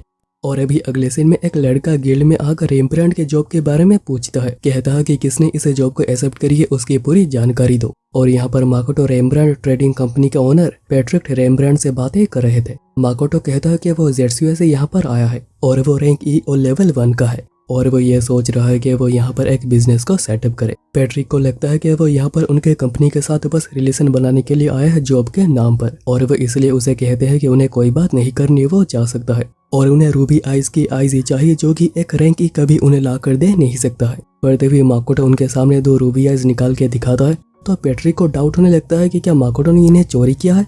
माकोटो उनसे पूछता है कि आखिर उन्हें ये आइज क्यों चाहिए। तो पैट्रिक बताते हैं कि एम्ब्रोसिया एक मैजिकल क्योर मेडिसिन बनाने के लिए उनकी वाइफ और 2 बेटियां एक कर्स्ड डिजीज से बिल्कुल ही पीड़ित है जो कि लेवल 8 का है और ये सब एक विच डॉक्टर के रिचुअल से हुआ है और उसे पकड़ा भी गया था। सारी जानकारी मांगी भी गई थी पर उसने बस लेवल बताने के अलावा और कुछ बताया ही नहीं और माकोटो को लगता है कि वो शायद अभी तक मर चुका होगा। माकोटो कहता है कि वो जब भी मेडिसिन बनाने का डिसाइड करे उसे बता दे क्योंकि वो एक एल्केमिस्ट मास्टर को जानता है जो कि उनकी मदद कर सकता है। और इसे पैट्रिक बहुत ही ज्यादा खुश हुए थे क्योंकि उनका आधा काम पूरा हो चुका है। उन्हें भी बस 4 और रूबी आइज चाहिए होंगे ताकि वो 2 और डोज बना सकें और माकोटो उन्हें 4 और रूबी आइज निकाल कर दे देता है जिससे कि पैट्रिक और उनके एम्प्लॉयज बड़े ही खुश हुए थे और फिर वो माकोटो को कॉन्ट्रैक्ट दे देते हैं और मेडिसिन से वो किसी और दिन बनाएंगे ऐसा कहते हैं। इसलिए माकोटो भी मर्चेंट गिल्ड ज्वाइन करने का सोचता है और पैट्रिक उसे टेस्ट के लिए गुड लक कहते हैं और टेस्ट का नाम सुनते ही उसके मन में घबराहट आ जाती है कि अभी उसे और कौन सा टेस्ट देना होगा और मर्चेंट गिल्ड आने पर उसे पता चलता है कि ज्वाइन करने के लिए उन्हें 2 टेस्ट देने होते हैं जो कि कभी भी दिए जा सकते हैं। एक होगा रिटर्न टेस्ट जो कि इस गिल्ड मैनुअल से ही आते हैं और दूसरा उसे कुछ सप्लाइज मॉन्स्टर से इकट्ठा करने होंगे और इन दोनों ही टेस्ट को पास करने पर उसे अपनी इकोनॉमिक स्ट्रेंथ या डिपॉजिट या फिर कोई एनुअल फीस देनी होगी ज्वाइन करने के लिए और अगर वो टेस्ट में एक बार फेल होता है तो वो 6 महीने के बाद ही फिर से टेस्ट दे सकता है। माकोटो तब मैनुअल को खरीदने की बात करता है ताकि वह पढ़ सके जो कि 2 गोल्ड कॉइन की आती है जो कि काफी महंगा है और ज्यादातर लोग इस कंपनी में काम करते हुए पढ़ लेते हैं और वो 2 गोल्ड कॉइन देकर एक मैनुअल खरीद लेता है। पर वो जैसे मैनुअल को चेक करता है वो बिल्कुल ही फ्रीज हो गया था। रिसेप्शनिस्ट को लगता है कि शायद क्वेश्चंस को देखकर उसकी बिल्कुल फट गई होगी, वो डर गया है। पर माकोटो तब कहता है कि वो अभी कभी ये टेस्ट देना चाहता है और वो थोड़ा बहुत याद भी कर लेता है जिसके बाद टेस्ट पेपर उसे दिया जाता है और यहाँ पर ऐसे प्रॉब्लम्स है जो कि फर्स्ट या सेकंड क्लास में आते हैं और माकोटो जो कि पढ़ाई में काफी अच्छा है ये तो उसके सामने कुछ है ही नहीं और वो आधे से भी कम वक्त में पूरा टेस्ट दे देता है जो कि एग्जामिनर देखकर बिल्कुल ही चौंक गए थे और वो ये देखकर और भी ज्यादा चौंकते हैं कि उसने सभी आंसर्स बिल्कुल ही सही दिए हैं। पर अभी उसे 4 मटेरियल्स कलेक्ट करने होंगे और वो भी 3 दिन में और एग्जामिनर ये भी कहते हैं कि इस टेस्ट को पास करने के लिए उन्हें मिनिमम 50 लेवल का होना चाहिए। तो माकोटो को पास करने में काफी मेहनत करनी पड़ेगी क्योंकि वो तो लेवल 1 का ही है। पर माकोटो अपने पास जो भी रेयर मटेरियल्स थे वो उन्हें दे देता है जो कि इन मटेरियल्स के बिल्कुल सेम वैल्यू का है। तो एग्जामिनर पूछते हैं कि उसे ये सब कहाँ से मिला तो माकोटो बताता है कि उसने कुछ एडवेंचर्स को अपने वैगन में लिफ्ट दिया था जिसके बदले उन्होंने ये सब उसे दिया है। तो एग्जामिनर कहते हैं कि इतने दिल वाले एडवेंचर्स उसे कहाँ पर मिले, पर वो काफी इम्प्रेस्ड भी हुए थे कि वो पहला है जो कि अचानक आया और फुल मार्क से पास भी हो गया है। और वहां से आने पर रिसेप्शनिस्ट कहती है कि उसका गिल्ड कार्ड कल तक बनकर आ जाएगा और अभी माकोटो को काफी भूख लगी हुई थी तो वो तोमोए से कल ही कॉन्टैक्ट करने की बात सोचता है। वहीं पर तोमोए बड़े मॉन्स्टर्स को हंट कर रही होती है जिसमें कि ये गेन क्रैब भी आता है। तो तोमोए उसे लेकर डेमी प्लेन आ जाती है और वो उसे पका रहे होते हैं खाने के लिए। ऑर्क कहता है कि क्या पहले उसे यंग मास्टर यानी माकोटो को इन्फॉर्म करना नहीं चाहिए। तो तोमोए कहती है कि वो बाद में कर देगी और अभी सभी लोग मिलकर गेन क्रैब खाने में ध्यान देते हैं जो कि बहुत ही डिलीशियस था।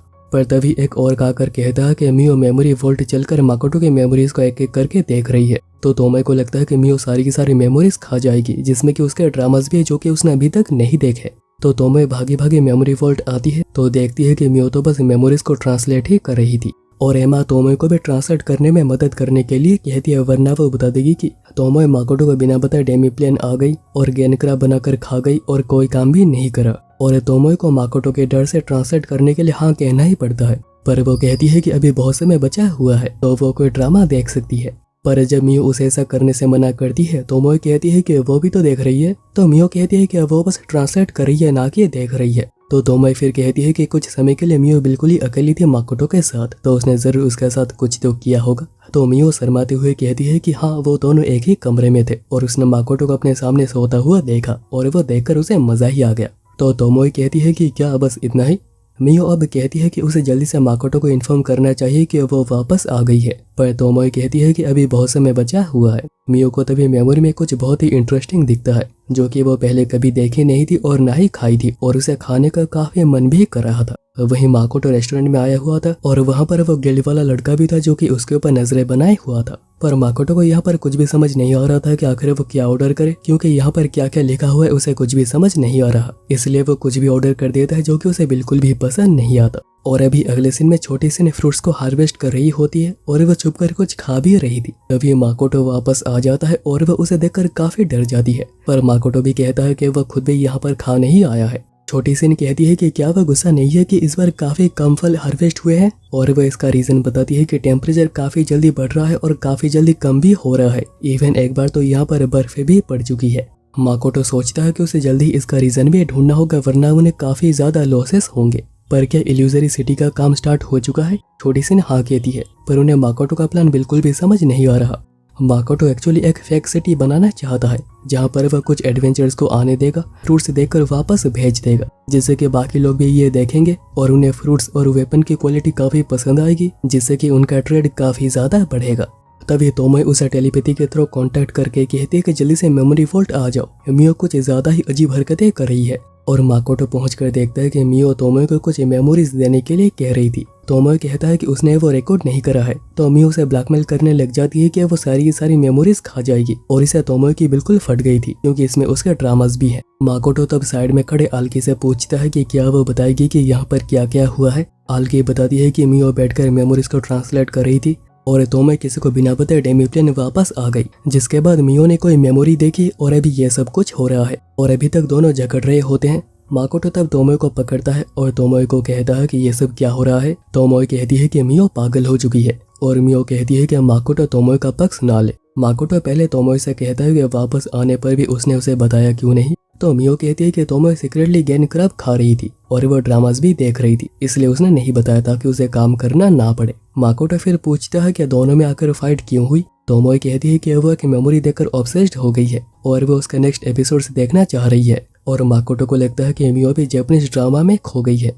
पर मियो दिखाती है कि आखिर उसे क्या पसंद आया है, और ये एक मॉर्निंग किड्स शो था, और वो ये देखकर बिल्कुल ही पागल हो चुकी थी, क्योंकि उसे वहाँ पर जो भी चीजें दिखी है वो काफी ज्यादा डिलीशियस है। माकोटो मियो को मेमोरीज देखने के लिए अलाउ कर देता है, पर तोमोई से कहता है कि उसने आने पर उसे बताया नहीं ना, उसका हिसाब तो बाद में किया जाएगा। और अभी उसी रात को माकोटो टी से वापस आ जाता है, क्योंकि कल उसे गिल्ड कार्ड मिलने वाली है। और माकोटो इन दोनों को रीब्रांड कंपनी के बारे में और पैट्रिक के बारे में बताता है, जिनका यहाँ पर काफी इन्फ्लुएंस है। और अभी सोना कहाँ पर है, क्योंकि यहाँ पर बस 2 ही बेड से और लोग 3 हैं, तो दोनों ही माकोटो को ऐसे सोने के लिए बुलाते हैं। तो माकोटो कहता है कि वो तो सोफे पर ही सो जाएगा। तभी उसे एल्केमिस्ट हेजल मैसेज करता है कि वो एम्ब्रोसिया मेडिसिन बनाने का पार्ट बनकर बहुत ही ज्यादा खुश हुआ है। और अभी नेक्स्ट डे दोनों सुबह सुबह मिलते हैं, और माकोटो कहता है कि उन्हें जल्दी ही चलना चाहिए, पर वो लड़का उनके ऊपर नजरें बनाई हुआ था, जो कहता है कि वो रीब्रांड कंपनी को कामयाब होने देना नहीं चाहता, और वो जितने एडवेंचर्स हो सकते हैं उन्हें बुलाने के लिए कहता है, और वो उन सभी को उसके पैसे दे देगा, पर वो रीब्रांड को किसी भी हाल में रोकना चाहता है। और अभी अगले सीन में जब पैट्रिक ने विच डॉक्टर को पकड़ लिया था, उसने तब कहा था कि उन्हें मौत से भी ज्यादा दर्दनाक दर्द होगा, जिसके बाद पैट्रिक काफी ज्यादा गुस्सा हो गए थे और उन्होंने उन्हें मार दिया। और अभी प्रेजेंट में हेजल ये जानकर काफी ज्यादा शॉक्ड हुआ था कि वो रेम्ब्रांड के लिए मेडिसिन बनाने आया है। हेजल काफी घबराया हुआ था कि अगर उसे कोई भी गड़बड़ हो गई तो उसका क्या होगा। फिर दोनों को मेडिसिन वाले रूम में लाया जाता है, और मॉरिस बताते हैं कि उन्हें सारी इंग्रेडिएंट्स मिल जाएंगी, और एम्ब्रोसिया मेडिसिन के लिए एक्सट्रैक्शन प्रोसेस ही सबसे ज्यादा जरूरी होता है। हेजल फिर प्रोसेस को शुरू कर देता है, पर क्योंकि वो काफी ज्यादा स्लो था और वो चैंटिंग में बार बार गॉडेस का नेम यूज कर रहा था, तो माकोटो चुपके से उसके चैंटिंग को पूरा कर देता है। और रूबी आइज भी एम्ब्रोसिया फ्लावर्स का एक सब्स्टिट्यूट है, जिससे कि एम्ब्रोसिया मेडिसिन बनती है, पर इन फ्लावर्स को प्रोक्योर करना बहुत ही डिफिकल्ट है। माकोटो सोचता है कि अगर इन फ्लावर्स को अपने ट्रेडिंग कंपनी में बेचा जाए तो काफी फायदा होगा। इसी बीच एम्ब्रोसिया मेडिसिन का एक डोज बनकर तैयार हो गया था, और मॉरिस जल्दी से इसे पैट्रिक को देने चलते हैं, और इसी बीच हेजल और 2 डोजेस भी बना लेता है। पर मॉरिस अचानक माकोटो को बुलाने आते हैं, और वो काफी डरे हुए थे, पर हेजल उनके आने से चौंक जाता है और मेडिसिन उसके हाथों से निकल जाती है। पर माकोटो दोनों ही डोजेस को किसी तरह बचाने में कामयाब रहता है। मॉरिस फिर पैट्रिक की इंजरी की बात उन्हें बताते हैं, जो कि उनके वाइफ के हमले से हुई है, वो जब ही उन्हें मेडिसिन देने गए थे, और मॉरिस और बाकियों के आने के बाद ही वो पैट्रिक को अपने वाइफ से छुड़ा पाए। हेजल कहता है कि लेवल 8 के कर्स में ऐसा किया जा सकता है कि पेशेंट मेडिसिन को देखते रेजिस्ट करना शुरू कर दे और वो हमला भी करे। पैट्रिक कहते हैं कि ये सब कुछ बस एक नॉर्मल फीवर से शुरू हुआ था, पर अभी वो बैरल ही ह्यूमन दिखती है और आज ही कर्स के हिसाब से उसकी डेथ हो जाएगी। माकोटो तब कहता है कि वो उनके वाइफ को पकड़ेगा और वो उन्हें मेडिसिन पिला देंगे, पर पैट्रिक को डाउट हो रहा होता है कि एक रैंक ई और लेवल 1 होने के बाद भी वो ऐसा कुछ कर पाएगा।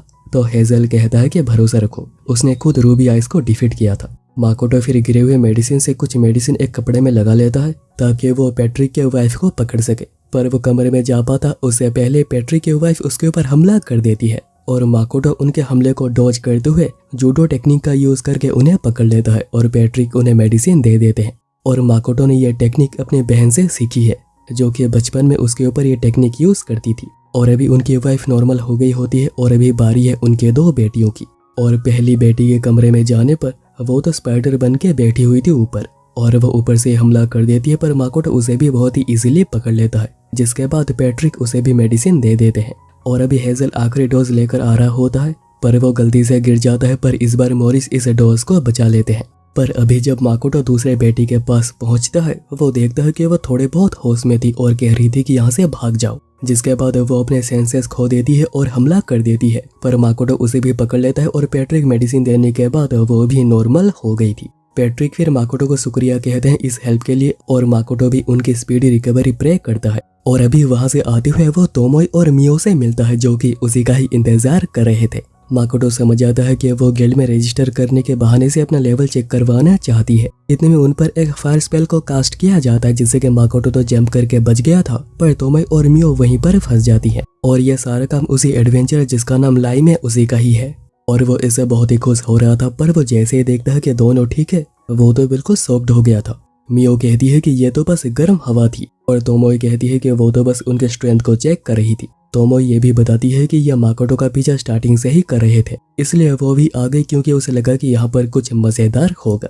और अभी लाइम दूसरे एडवेंचर्स को बुला लेता है जो कि 20 से भी ज्यादा थे और लाइम तोमोई और मियो को उन्हें ज्वाइन करने का भी मौका देता है जो कि मिल्स ने भी उन्हें दी थी। पर इस बार मियो 10 गोल्ड कॉइन पर मान जाती है कि वो इस फाइट से दूर रहेगी और ये उसने माकोटो के कहने पर किया था, वरना दोनों एक साथ ही फाइट करते और जो भी ज़ेरसुया में हुआ था वो अगेन इस सिटी में होता और पूरी सिटी ही बर्बाद हो जाती। पर अभी तोमोई फाइट के लिए बहुत ही एक्साइटेड थी और माकोटो टेलीपैथी से कहता है कि उन्हें बस बैरली ही जिंदा रखना, पर तोमोई बस उनके हमलों को डॉज कर रही थी क्योंकि माकोटो ने उसे फाइट करने के लिए नहीं कहा। इसलिए माकोटो सबके सामने कहता है कि उन्हें मजा चखाओ और तोमोई एक एक हमले से बहुत सारों को एक साथ ही डाउन कर रही थी और वो सोर्ड के बैक साइड का यूज करती है ताकि यहाँ पर किसी की भी डेथ ना हो। और एडवेंचर्स को हारता हुआ देख लाइम मियो को हेल्प के लिए कहता है जो कहती है कि उसने इस फाइट में इन्वॉल्व ना होने की बात करी थी। तो लाइम कहता है कि अगर ऐसा ही है तो वो उसे पैसे नहीं देगा। तो मियो कहती है कि कोई बात नहीं, मैं तुम्हारे डेड बॉडी से ले लूंगी, जिससे कि उसकी बिल्कुल फट गई थी।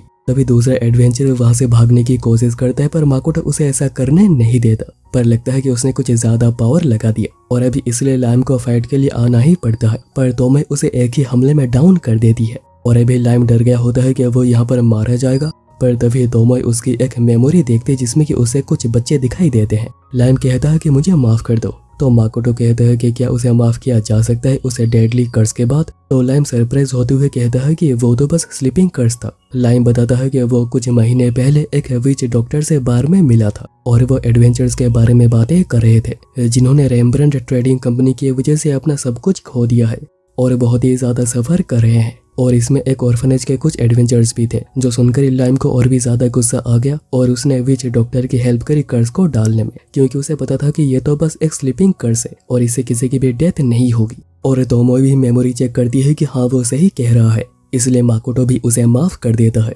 पर मियो नहीं, वो तो सारे के सारे गोल्ड कॉइन ले लेती है इंटरेस्ट के बहाने से और माकोटो को बुरा लग रहा होता है कि पहले लाइम डॉक्टर की बातों में फंस गया और अभी उसके सारे पैसे भी चले गए।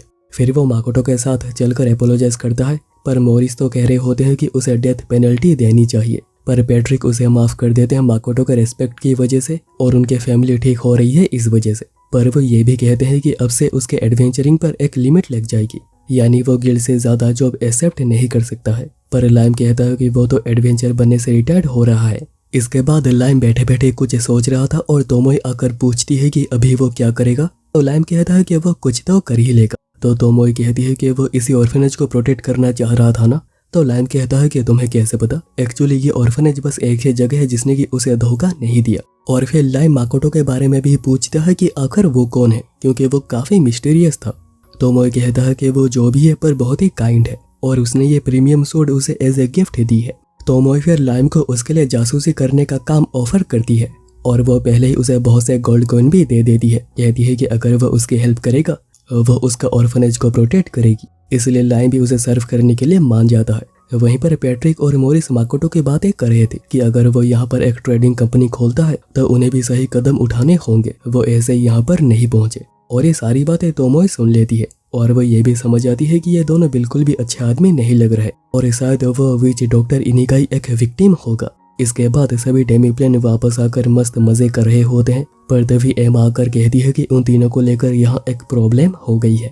एमा बताती है कि उन तीनों के साथ ट्रेनिंग करने के बाद सभी वॉरियर्स अपना कॉन्फिडेंस खो चुके हैं क्योंकि तीनों उनसे बहुत ही ज्यादा ताकतवर हैं। मियो कहती है कि तो फिर वो उनके साथ और ट्रेनिंग नहीं करेंगे, पर तोमोए कहती है कि अगर वो ऐसा कुछ करते हैं तो उन्हें ऐसा लगेगा कि उन्हें अबंडन कर दिया गया है। माकोटो अब कहता है कि वो खुद चलकर देखना चाहता है कि आखिर वो क्या फील करते हैं और वो तोमोए को भेजता है लिजर्ड्स के पास देखने के लिए कि आखिर वो क्या कर रहे हैं और वो मियो को अपने साथ ही आने के लिए कहता है क्योंकि आल्गी वैसे स्ट्रॉन्ग होते हैं और वह भी एल्केमी में काफी बिजी भी है। माकोटो फिर लिसनिंग काई से ओर्स की बातें सुनता है जो कह रहे थे कि तोमोए और मियो से फाइट करने पर उन्हें भी हिट करने का मौका मिलता है, पर यंग मास्टर के साथ बिल्कुल भी नहीं और इससे उन्हें काफी डिप्रेसिव भी फील होता है। पर लिजर्ड्स कैसा करते होंगे उन्हें नहीं पता है क्योंकि उन्हें दूसरे स्पीसीज के ट्रेनिंग देखने का मौका मिलता ही नहीं और अभी माकोटो सोच रहा होता है कि आखिर उन्हें कैसे इम्प्रूव किया जाए, पर मियो तो टमाटर खाने में ही बिजी थी। तभी तोमोए भी बताती है कि लिजर्ड्स का भी ऑर्क्स जैसा ही हाल है, वो भी काफी डिप्रेस है। माकोटो अभी ये बात समझ पाता है कि हर स्पीसी अपनी टेक्निक को दूसरे स्पीसीज के साथ शेयर करना नहीं चाहती, पर अगर वो ऐसा करते हैं तो दोनों को ही काफी फायदा होगा। और तोमोए कहती है कि इस चीज को लेकर उसके पास एक बहुत ही अच्छा आइडिया है और माकोटो बस प्रे कर रहा था कि जैसे इस आइडिया की वजह से किसी की भी डेथ ना हो। तोमोए इसके बाद सभी ऑर्क्स और लिजर्ड्स को एक साथ ही गैदर करती है, कहती है कि वो उनके स्ट्रेंथ को मेजर करना चाहती है। हर स्पीसीज के रिप्रेजेंटेटिव यानी स्ट्रॉन्गेस्ट के बीच में 1-on-1 फाइट होगी। ऑर्क्स की तरफ से अगारेस सामने आता है और लिजर्ड्स की तरफ से लीडी, और अभी दोनों ही फाइट स्टार्ट कर देते हैं और पहले लीडी एयर अटैक करता है और वो हमला करने की कोशिश कर रहा था, पर अगारेस उसे डिफेंड करते हुए अपने स्ट्रेंथ को दिखाता है। पर लीडी अगेन एयर अटैक का यूज करता है जिससे कि अगारेस को बहुत ही बड़े बड़े कट्स लग गए थे, पर अगारेस एंड में लीडी को पकड़ के पटक देता है और वो इस फाइट को जीत लेता है। तोमोए कहती है कि उन्हें जितना बेहतर होना चाहिए था वो नहीं है और आखिर वो स्ट्रॉन्ग क्यों नहीं हो पा रहे, वो जितना चाहती थी उसका वो 10% भी नहीं है। उन्हें ऐसे वॉरियर्स चाहिए जिन पर कि डिपेंड किया जा सके और अभी इसीलिए अब से हर 7 डेज में एक इंडिविजुअल बैटल होगी और उसके बेसिस पर उन्हें रैंक्स भी दिए जाएंगे, पर उन्हें डर था कि इससे उनके टेक्निक्स रिवील हो जाएंगी। पर तोमोए कहती है कि वो इतने भी पावरफुल नहीं है कि उन्हें अपने टेक्निक्स को छुपानी पड़े और अभी उन्हें जी जान लगाकर फाइट करनी है और जिसके रैंक हाई होगी उन्हें रैंक ऑफ ऑनर भी मिलेगा। पर ऐसा नहीं है कि हर किसी को ही फाइट करनी होगी, वो दूसरे प्रोफेशंस को भी चूज कर सकते हैं जिसमें कि वो काफी बेहतर भी हो पाएंगे। माकोटो फिर कहता है कि वो तोमोए के बातों से सहमत है, उनमें काफी पोटेंशियल है और अगर वो जॉइंट ट्रेनिंग करते हैं तो वो दोनों ही बेहतर होंगे, इसलिए अब से उन्हें ट्रेनिंग स्टार्ट कर देनी चाहिए क्योंकि डेमीप्लेन रैंकिंग जल्दी ही स्टार्ट होगी। इसके बाद तोमोए और मियो री रजिस्टर करने आ जाती हैं और इस बार भी मियो का लेवल 1500 ही आता है और तोमोए का बस 1340, यानी समुराई इरेंटी करने के बाद भी उसका बस 20 लेवल इंक्रीज हुआ है, जो कि वो बिल्कुल भी बिलीव नहीं कर पा रही। पर माकोटो भी क्या ही कहे, वो तो बस लेवल 1 का है। रिसेप्शनिस्ट कहती है कि वो एक रिक्वेस्ट करना चाहती है। उनका टॉप एडवेंचरर लाइम अभी रिटायर हो चुका है और बहुत से दूसरे एडवेंचरर्स भी अभी इंजर्ड हैं, तो उन्हें अभी दूसरे एडवेंचरर्स की जरूरत है और माकोटो तो जानता है कि ये सब तो उन्हीं की वजह से हुआ है। और अभी माकोटो को तोआ के पार्टी की याद आती है और वो तोमोए को उन्हें ट्रेन करने के लिए कहता है और ट्रेन करना आसान भी होगा क्योंकि वो तो उन्हें जानती है। तोमोए सोच रही होती है कि तोया को देखते ही जैसे माकोटो के एक्सप्रेशंस बिल्कुल ही बदल जाते हैं, वो जरूर उस जैसे किसी को अपने वर्ल्ड में जानता होगा। तोमोए डिसाइड करती है कि उसे जल्द से जल्द तोया के पार्टी को स्ट्रॉन्ग करना होगा ताकि वो यंग मास्टर को परेशान ना करे और इसलिए वो उनकी कड़ी ट्रेनिंग शुरू कर देता है, जिसके बाद वो शैडो टेल्स के टीम के साथ उनकी फाइट भी करवाता है।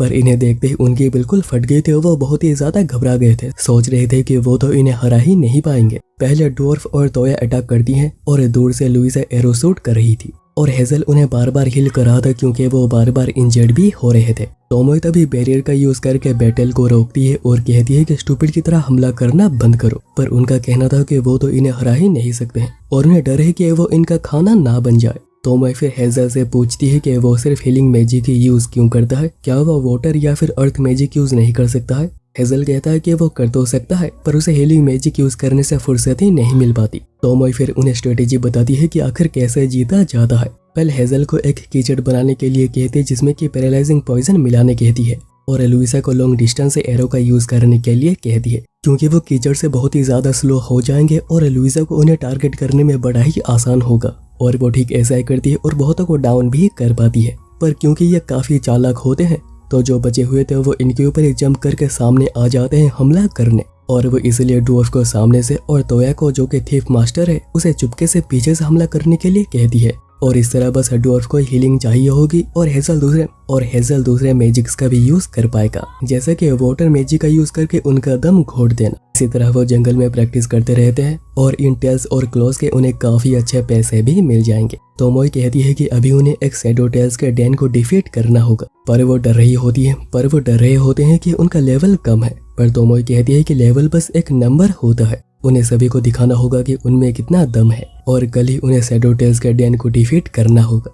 और तोमोई जब ये बात रिसेप्शनिस्ट को बताती है वो तो काफी घबरा जाती है, क्योंकि वो लेवल 100 के आसपास के हैं और बहुत से 100 लेवल के एडवेंचर्स मिलने के बाद वो एक ही शैडो टेल को डिफीट कर पाएंगे। करते हुए तोया की पार्टी शैडो टेल्स के डैन को हराकर आ जाती है और तोमोई उन्हें पास भी कर देती है। और अभी इसके बाद वो इस गिल्ड के एडवेंचरर भी बन चुके हैं। वहीं पर माकोटो मियो को एम्ब्रोसिया फ्लावर्स को ढूंढने कहता है, ये उनके कंपनी का काफी अच्छा प्रोडक्ट बन सकता है और ये फ्लावर्स टिनारक फॉरेस्ट में मिलेंगे, जो कि बहुत ही ज्यादा डेंजरियस फॉरेस्ट है। और अभी माकोटो एक जगह अपनी शॉप खोलना चाहता है जहाँ पर कि वो ये चीजें सेल कर सके, इसलिए वो पैट्रिक से पूछता है कि क्या उसके पास एक जगह भाड़े से मिल पाएगी। और पैट्रिक भी हाँ कहते हैं कि हाँ एक जगह खाली है, पर जबकि कोई जगह खाली थी ही नहीं, पर भी मॉरिस को कोई जगह खाली करनी होगी ताकि उसे दिया जा सके। पैट्रिक समझ चुके थे कि अगर माकोटो कोई जगह एक्वायर करता है तो इसकी खबर टीसी जिस किंगडम के अंडर आती है, किंगडम ऑफ आयन, उसे पता चल जाएगी, जिसके बाद स्पाइंग वगैरह होगी, चीजें वगैरह लिए जाएंगे, पैसे मांगे जाएंगे,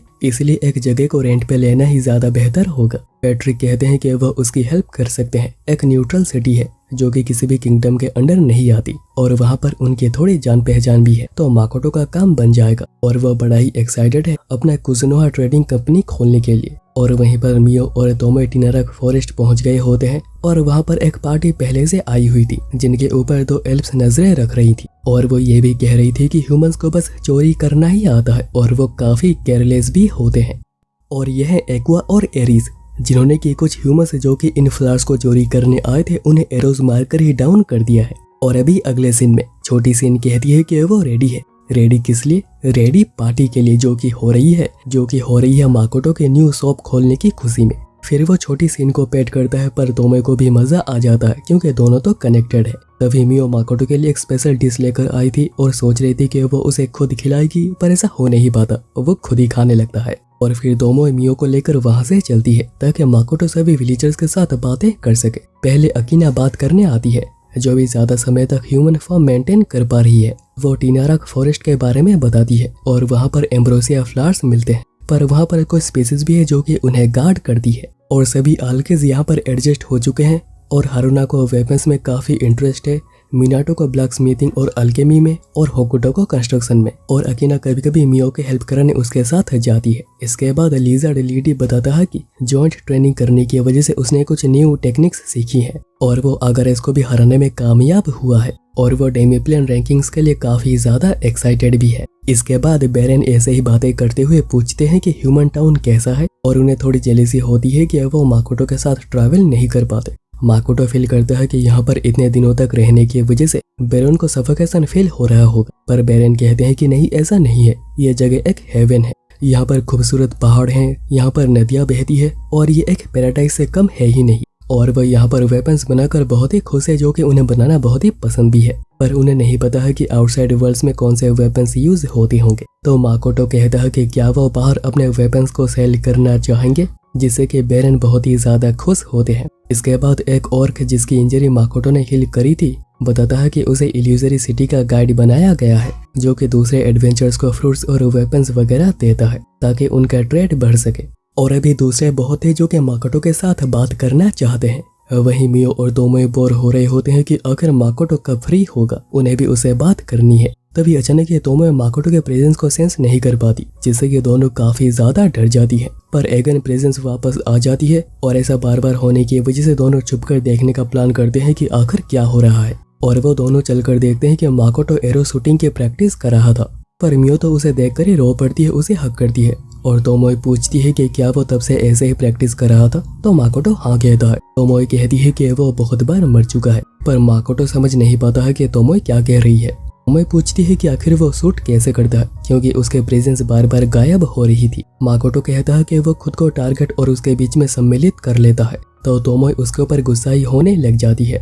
और मियो कहती है कि लोग ऐसा तभी कर पाते हैं जब उनकी डेथ हो जाती है, यानी माकोटो बार बार सुसाइड कर रहा था। माकोटो कहता है कि पर वो तो बिल्कुल ही ठीक है, पर वो ये जरूर महसूस कर पाता है कि उसकी माना बढ़ती जा रही है। तोमोई कहती है कि किसी की भी माना की एक लिमिट होती है जिसके पार वो नहीं जा सकते, पर अगर वो किसी वजह से मरने के बाद वापस जिंदा हो जाते हैं तो उसकी माना बढ़ जाती है। ऐसा कई बार कई लोगों के साथ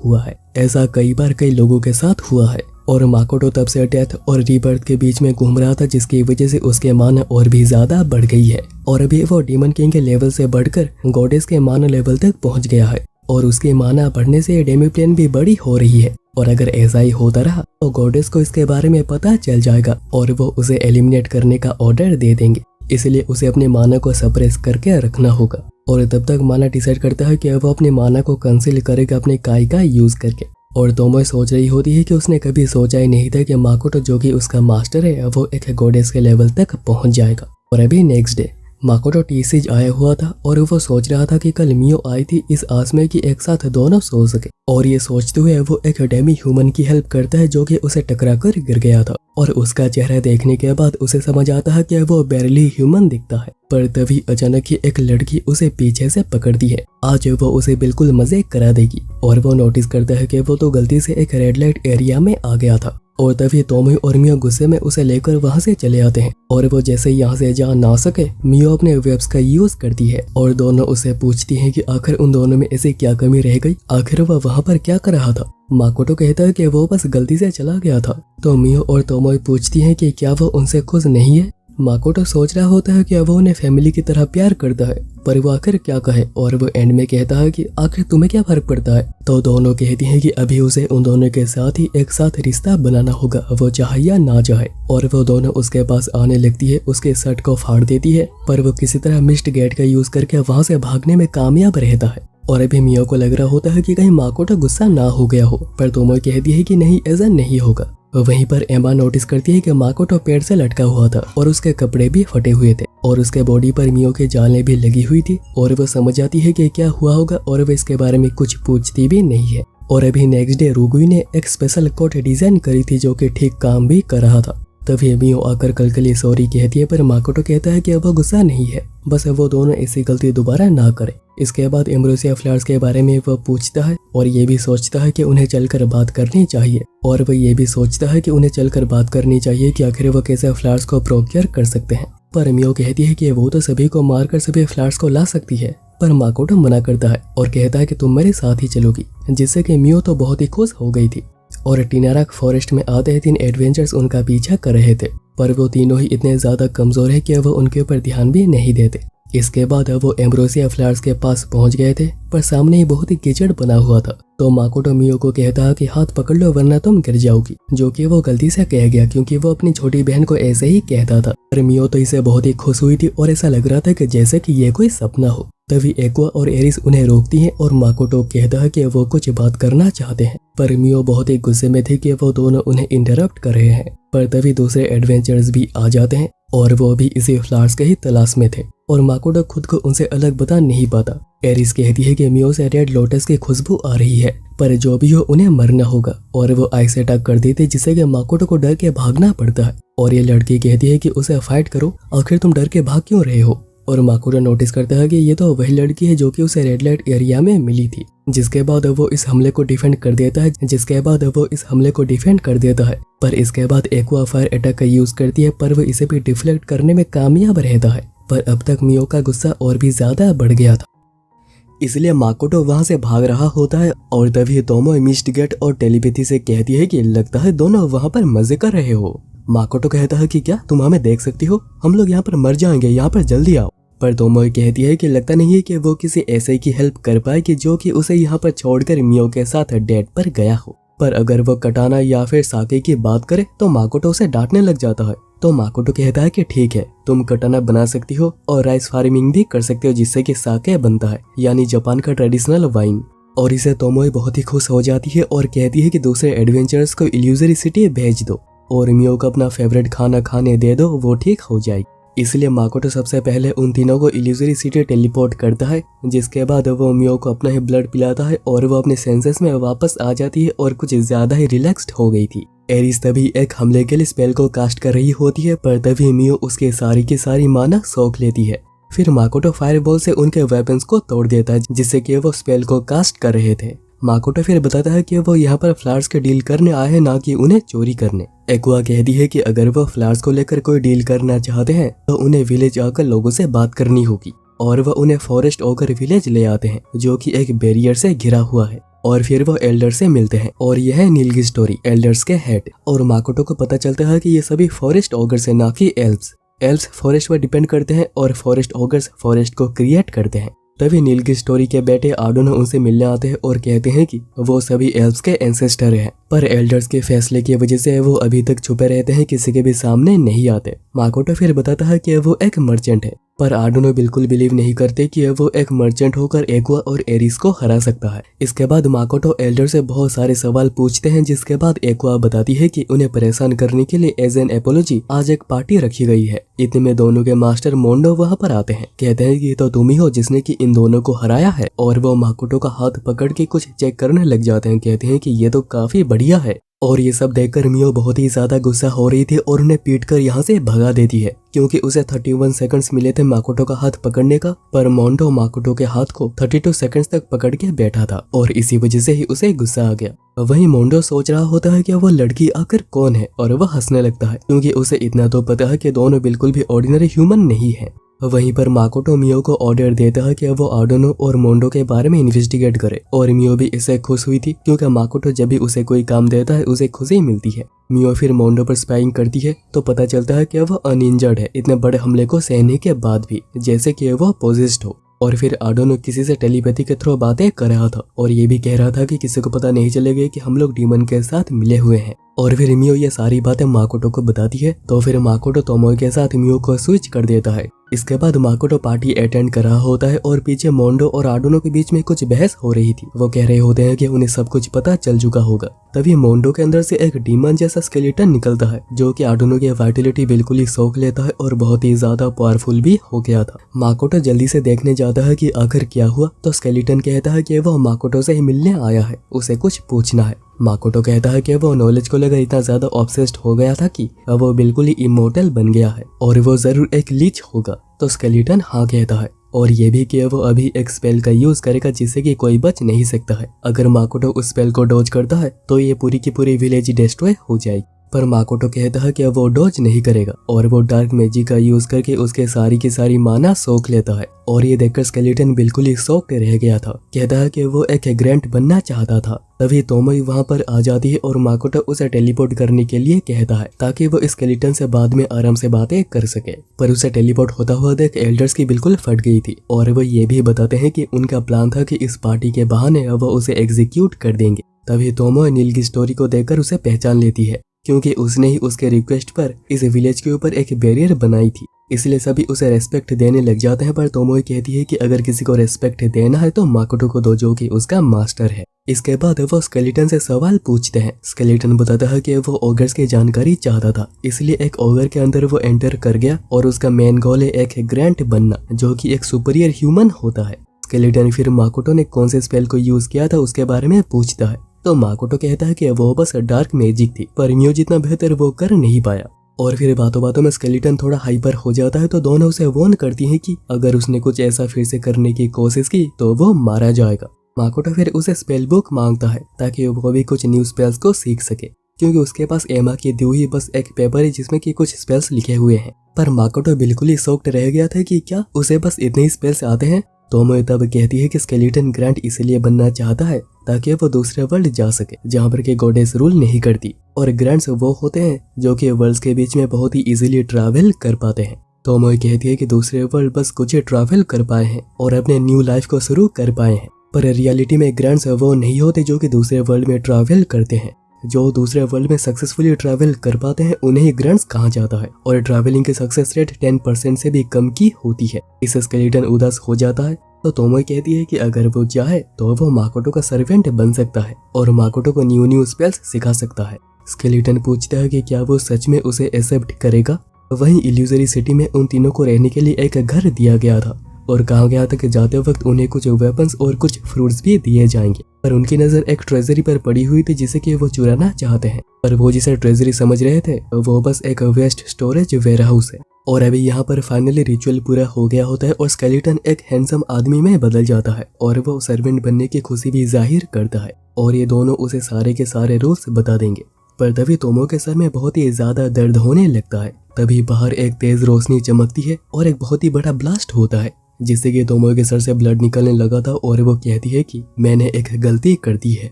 माकोटो जल्दी से लीच को लेकर ब्लास्ट के लोकेशन पर जाने लगता है, पर लीच इस बॉडी में न्यू होने की वजह से भाग नहीं पा रहा था, इसलिए वो यहीं से हीलिंग करना स्टार्ट करता है और माकोटो पहुंचकर देखता है कि एक बच्ची आल्की हकुटो सभी नीचे बहुत ही बुरी तरह जख्मी हालत में पड़े हुए थे और टच करने पर बिल्कुल ही ठंडे पड़ गए थे और उसे ये फीलिंग पता है। बचपन में माकोटो ये फीलिंग सह चुका है। ऐसा तभी होता है जब किसी की डेथ हो चुकी होती है। पर तभी लीच कहता है कि चारों तरफ जो भी थे वो ठीक है, बस माकोटो के पास जितने हैं वही सबसे ज्यादा इंजर्ड है, यानी वो मरे नहीं है।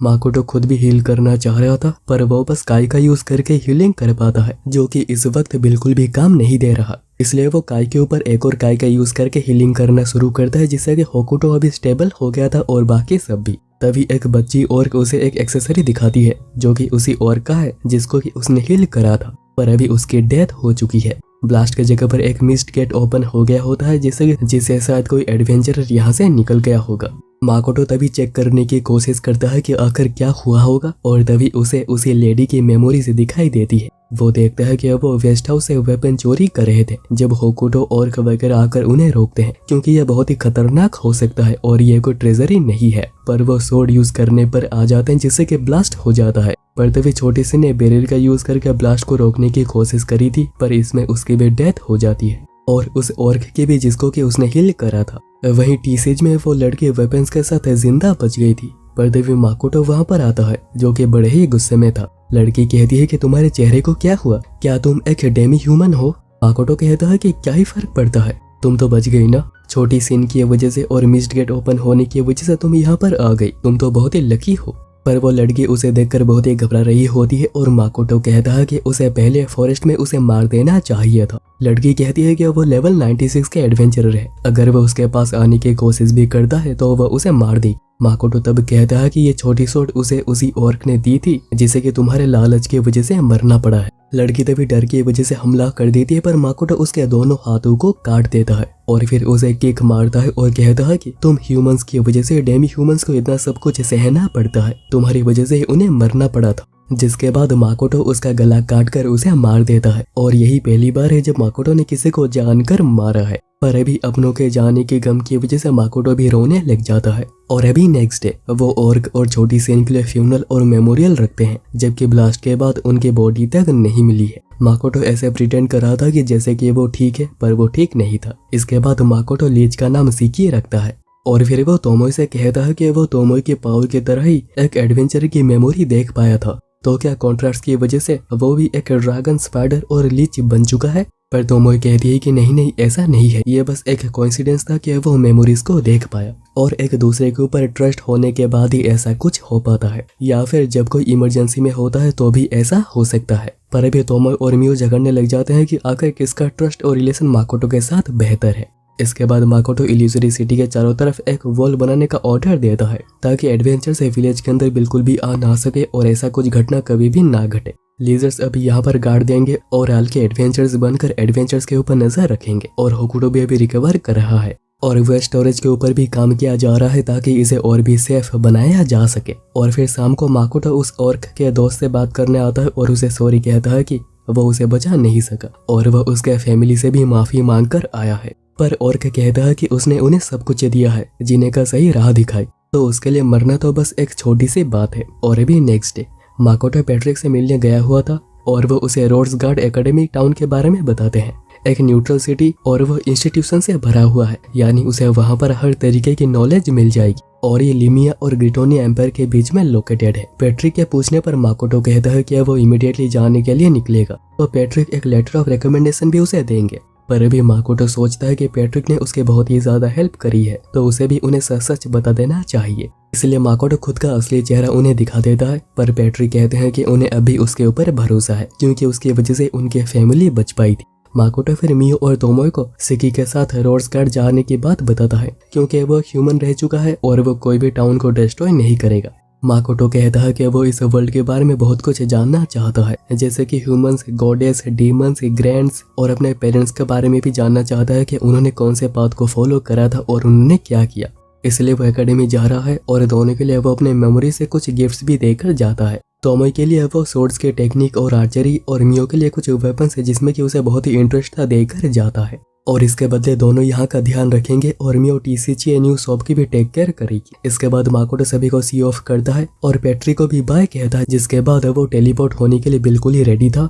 पर तभी गॉडेस कहती है कि तुम्हें ढूंढ लिया और माकोटो अकेला ही एक अननोन जगह पर टेलीपोर्ट होता है। वहीं पैट्रिक कह रहे होते हैं कि अभी डीमंस और हीरोज के बीच में एक वॉर बहुत ही जल्दी शुरू हो जाएगी, और वहीं पर सिकी कंफ्यूज्ड हो गया था कि ये क्या हुआ और माकोटो आखिर कहाँ पर गया है। पर अभी यहाँ पर एक लड़की अचानक माकोटो के ऊपर हमला करके उसके 2 उंगलियों को काट देती है, और उसके साथ एक लड़का भी था जो कहता है कि तुम्हारी ब्लड कमजोर हो चुकी है क्या। और माकोटो अभी तक ये समझ नहीं आ रहा होता है कि आखिर ये क्या हो रहा है, पर वो इतना तो समझ गया होता है कि ये लड़की बहुत ही ज्यादा स्ट्रॉन्ग है।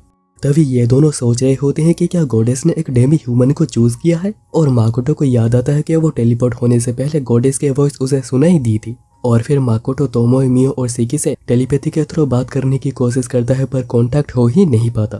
तभी वो लड़की अगेन हमला करने लग जाती है, जिससे कि वो बस किसी तरह बचने में कामयाब रहता है। और अभी उसकी उंगलियों से बहुत ही ज्यादा खून भी निकल रहा होता है, जिसके लिए वो एरो स्ट्रिंग्स का यूज करता है खून को रोकने के लिए। माकोटो फिर पूछता है कि आखिर वो उसके ऊपर हमला क्यों कर रहे हैं। लगता नहीं है कि उसने ऐसा कुछ किया है जिसके लिए दोनों उसके ऊपर हमला करें। तभी वो लड़की कहती है कि वो डीमंस का साथ दे रहे हैं, ना कि ह्यूमंस का। और तभी माकोटो काई का यूज करके सेंस करता है कि वो डीमंस और ह्यूमंस के बीच एक वॉर के बीच में फंस गया है, और उसकी वजह से डीमन आगे बढ़ नहीं पा रहे, इसलिए उसे जल्द से जल्द खत्म करना होगा। माकोटो एक बार को डेमी प्लेन जाने की भी सोचता है, पर वो ये भी सोचता है कि ये दोनों भी उसके पीछे पीछे वहां पर आ जाएंगे और वहां पर तबाही मचा देंगे। इसलिए वो मोबिलिटी कोड को एक्टिवेट करता है, जिसके बाद वो लगातार फायरबॉल्स का हमला शुरू कर देता है और वहां से भागने की कोशिश करता है। पर वो लड़का आइस क्रिस्टल्स का यूज करके माकोटो को रोकने की पूरी कोशिश कर रहा था, पर माकोटो भी बैरियर का यूज करके वहां से निकल जाता है, पर वो ज्यादा दूर जा नहीं पाता। वो लड़की क्रिस्टल्स के ऊपर जंप करते हुए माकोटो के पास पहुंच ही जाती है, और वो 2 बहुत ही पावरफुल हमलों का भी यूज करती है, पर माकोटो बैरियर और इस कोड की वजह से बच जाता है। वो लड़की कहती है कि पता नहीं कि आखिर ये क्या कर रहा है, पर वो हर बार उनके हमलों से बच जा रहा है। लगता है कि इसके ऊपर गॉडेस के प्रोटेक्शन है, और इस प्रोटेक्शन को रिमूव करने के लिए वो एक रिंग का यूज करती है। पर माकोटो बताता है कि उसे गॉडेस से कोई भी प्रोटेक्शन नहीं मिल रही, और वो डेमी ह्यूमन लैंग्वेज में ही कहता है, जो कि बस वो लड़का ही समझ पाता है। पर उन दोनों को बिल्कुल भरोसा नहीं होता है कि गॉडेस ने उसे कोई प्रोटेक्शन या फिर ब्लेसिंग नहीं दी है, क्योंकि वो हीरोज को बिल्कुल ब्लेसिंग्स में भर देती है। माकोटो कहता है कि वो हीरोज में से एक नहीं है, और आखिर उनके बीच में फाइट होने का क्या ही मतलब बनता है। पर दोनों को लगता है कि वो अपनी जान की भीख मांग रहा है, पर वो उसे मरने से पहले अपनी आइडेंटिटी बताने का मौका देते हैं, और माकोटो के कहने पर पहले दोनों अपना नाम बताते हैं। यह है सोफिया द ड्रैगन स्लेयर और यह है लैंसर, पर मिसुरुगी के नाम से वो जाना जाता है। माकोटो को याद आता है कि ये तो वही लड़की है जिसके बारे में उसने गिल्ड में सुना था, और वो टी-सीज के टॉप एडवेंचरर भी रह चुकी है, जिसके बाद उसने जेट्सुया में सुनी थी। माकोटो फिर अपना नाम कुजुनोहा और खुद को एक मर्चेंट बताता है, जो कि दोनों बिल्कुल ही भरोसा नहीं करते, पर जो भी हो उसे अभी मरना ही पड़ेगा। और अभी क्योंकि बात से काम नहीं बनता, वो अपनी एक माना सप्रेशन रिंग को निकाल देता है और अपने माना को रिलीज करना शुरू करता है, और वो भी एक फायर के साथ, जिससे कि दोनों बिल्कुल ही बैकफुट पर आ गए थे। पर माकोटो का काम पूरा नहीं हुआ है। वो डॉर्फ के द्वारा बनाया गया एक ऊंचिन से फायर एरो का यूज करता है, जिससे कि दोनों बिल्कुल रोकने की कोशिश करते हैं, पर कोई फायदा नहीं होता, क्योंकि ये एरो एक जगह से नहीं चारों तरफ से आता है, जिसको कि रोकना बिल्कुल नामुमकिन है, और इसे दोनों ही रोक नहीं पाते। पर वो ये भी समझ नहीं पा रहे होते हैं कि आखिर वो इतना ताकतवर कहां से बन गया। इतने में माकोटो वाटर अटैक करने का डिसाइड करता है, जो देखकर मिसुरुगी कहता है कि यहाँ पर उसे एडवांटेज मिलेगा, क्योंकि वो भी वाटर अटैक ही करता है और वो काउंटर कर पाएगा।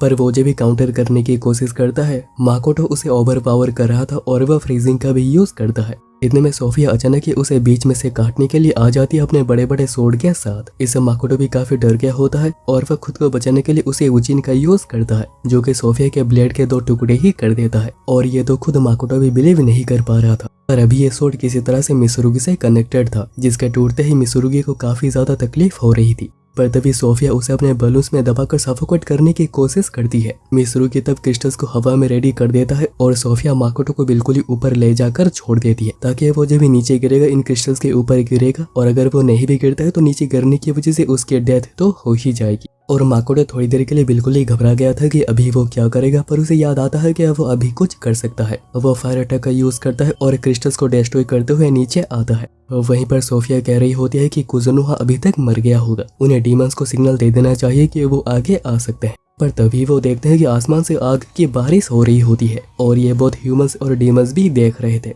माकोटो फिर उचिन के साथ अपने रिंग्स का यूज करता है और एक पावरफुल वाटर अटैक करता है, जो कि फ्रीज भी हो रही थी और पावर और भी ज्यादा बढ़ते जा रही थी। और अभी इस सब की वजह से यहाँ एक बड़ी झील बन जाती है और इसमें इन दोनों के कपड़े भी बिल्कुल फट गए थे और मिसुरुगी का एक पैर भी कट गया है। दोनों सोच रहे होते हैं कि आखिर ये कुजुनोहा था कौन, अगर वो जिंदा बच गया हो तो वो उसे ढूंढकर मार कर ही रहेंगे। इसके बाद माकोटो को होश आता है डेमी प्लेन में और वो देखता है कि उसे बिल्कुल ही हील कर दिया गया था। वहीं पर पैट्रिक को अपने स्पाई से जानकारी मिलती है कि बैटल ऑफ फोर्ट स्टेला में, यानी जिस बैटल में माकोटो फंस गया था, वहां पर एक बहुत ही बड़ा एक्सप्लोजन हुआ था गॉडेस के 3rd डिसिपल की वजह से, और वो रेड ड्रेस में एक मेज था। और अभी यहाँ पर माकोटो उन तीनों को वोर, सोफिया और मिसुरुगी के बारे में जानकारी दे रहा था। सिकी कहता है कि गॉडेस ने उसे फोर्स किया था वोर का हिस्सा बनने के लिए और मियो इस वजह से बहुत ही गुस्से में थी। और माकोटो कहता है कि वो भी तैयार नहीं था, अगर उसे मैजिक के बेसिक सही से पता होते तो चीजें बहुत ही ज्यादा अलग होती, इसलिए वो सिकी के साथ ही एकेडमी ज्वाइन करेगा। पर तोमोई कहती है कि उन दोनों को भी माकोटो के साथ ही चलना चाहिए, पता नहीं कि गॉडेस आखिर नेक्स्ट क्या करेगी। माकोटो कहता है कि वो इसलिए ही दोनों को गॉडेस से छुपा के रखना चाहता है क्योंकि दोनों उसके ट्रम्प कार्ड से, और शायद सिकी के बारे में उन्हें अभी तक पता चल गया होगा तो उसके साथ जाना ही सही रहेगा, और अगर जरूरत पड़ती है तो वो दोनों को जरूर बुलाएगा। तोमोई इसके बाद अपने एक और फ्रैगमेंट से मिलवाती है और इसका कोर माकोटो के माना से ही बना है ताकि इसका हाल भी छोटे सिन जैसा ना हो, और माकोटो इसका नाम कोमोए रखता है। तोमोई तभी रियलाइज करती है कि कोमोई उन दोनों से बनी है, यानी वो उनकी बेटी हुई। पर अभी इसे मियो बहुत ही ज्यादा गुस्सा हो गई थी और अभी वहीं पर लीजर्स और सभी ऑर्क्स फॉरेस्ट ओगर्स को ट्रेन कर रहे थे, जो कि उनके लिए बहुत ही मुश्किल थी। एरिस तो केला खाकर मरने की कोशिश भी करती है क्योंकि उसे थोड़ी पता है कि ये केला है और ये बिल्कुल भी जहरीला नहीं है। वहीं पर अकीना भी इल्यूजरी सिटी में एक एडवेंचर बनकर अपना काम बहुत ही अच्छे से कर रही थी। इसके बाद टी सीज में उनके न्यू शॉप की ओपनिंग भी हो जाती है, पर एक एडवेंचर डेमी ह्यूमंस को एज एम्प्लॉय से देखकर बिल्कुल भी खुश नहीं था। तभी बेरन उसके वेपन को लेकर बिल्कुल ही शार्प और स्ट्रॉन्ग बना देते हैं, जिसका एग्जाम्पल मियो डेमी प्लेन के एक फ्रूट को काट कर देती है। पर तभी गलती से उस आदमी के चेहरे पर एक कट भी लग गया था, जिसको कि एरिस एक हीलिंग मेडिसिन से तुरंत ही हील कर देती है और इसका प्राइस बस 1 गोल्ड रखा गया था, जो कि सभी को बहुत ही पसंद आता है। और सभी ने उस फ्रूट को भी टेस्ट किया था, जो कि बहुत ही शानदार था, और बेरन के बने वेपन्स भी उन्हें काफी ज्यादा पसंद आते हैं। वहाँ पर तोया की टीम भी आ जाती है और ये सब पैट्रिक भी देख रहे होते हैं, और इतने ज्यादा सक्सेस को देखकर उन्हें भी थोड़ी चिंता हो रही थी। और अभी लैम ने उन सभी को गायब कर दिया है, जो कि यहाँ पर प्रॉब्लम क्रिएट कर सकते थे, और माकोटो भी सभी के काम से बहुत ही ज्यादा खुश था। बाद में पता चलता है कि वो गलती से जिस बैटल का हिस्सा बना था वहाँ पर बहुत से ह्यूमंस और डीमंस की डेथ हो चुकी है,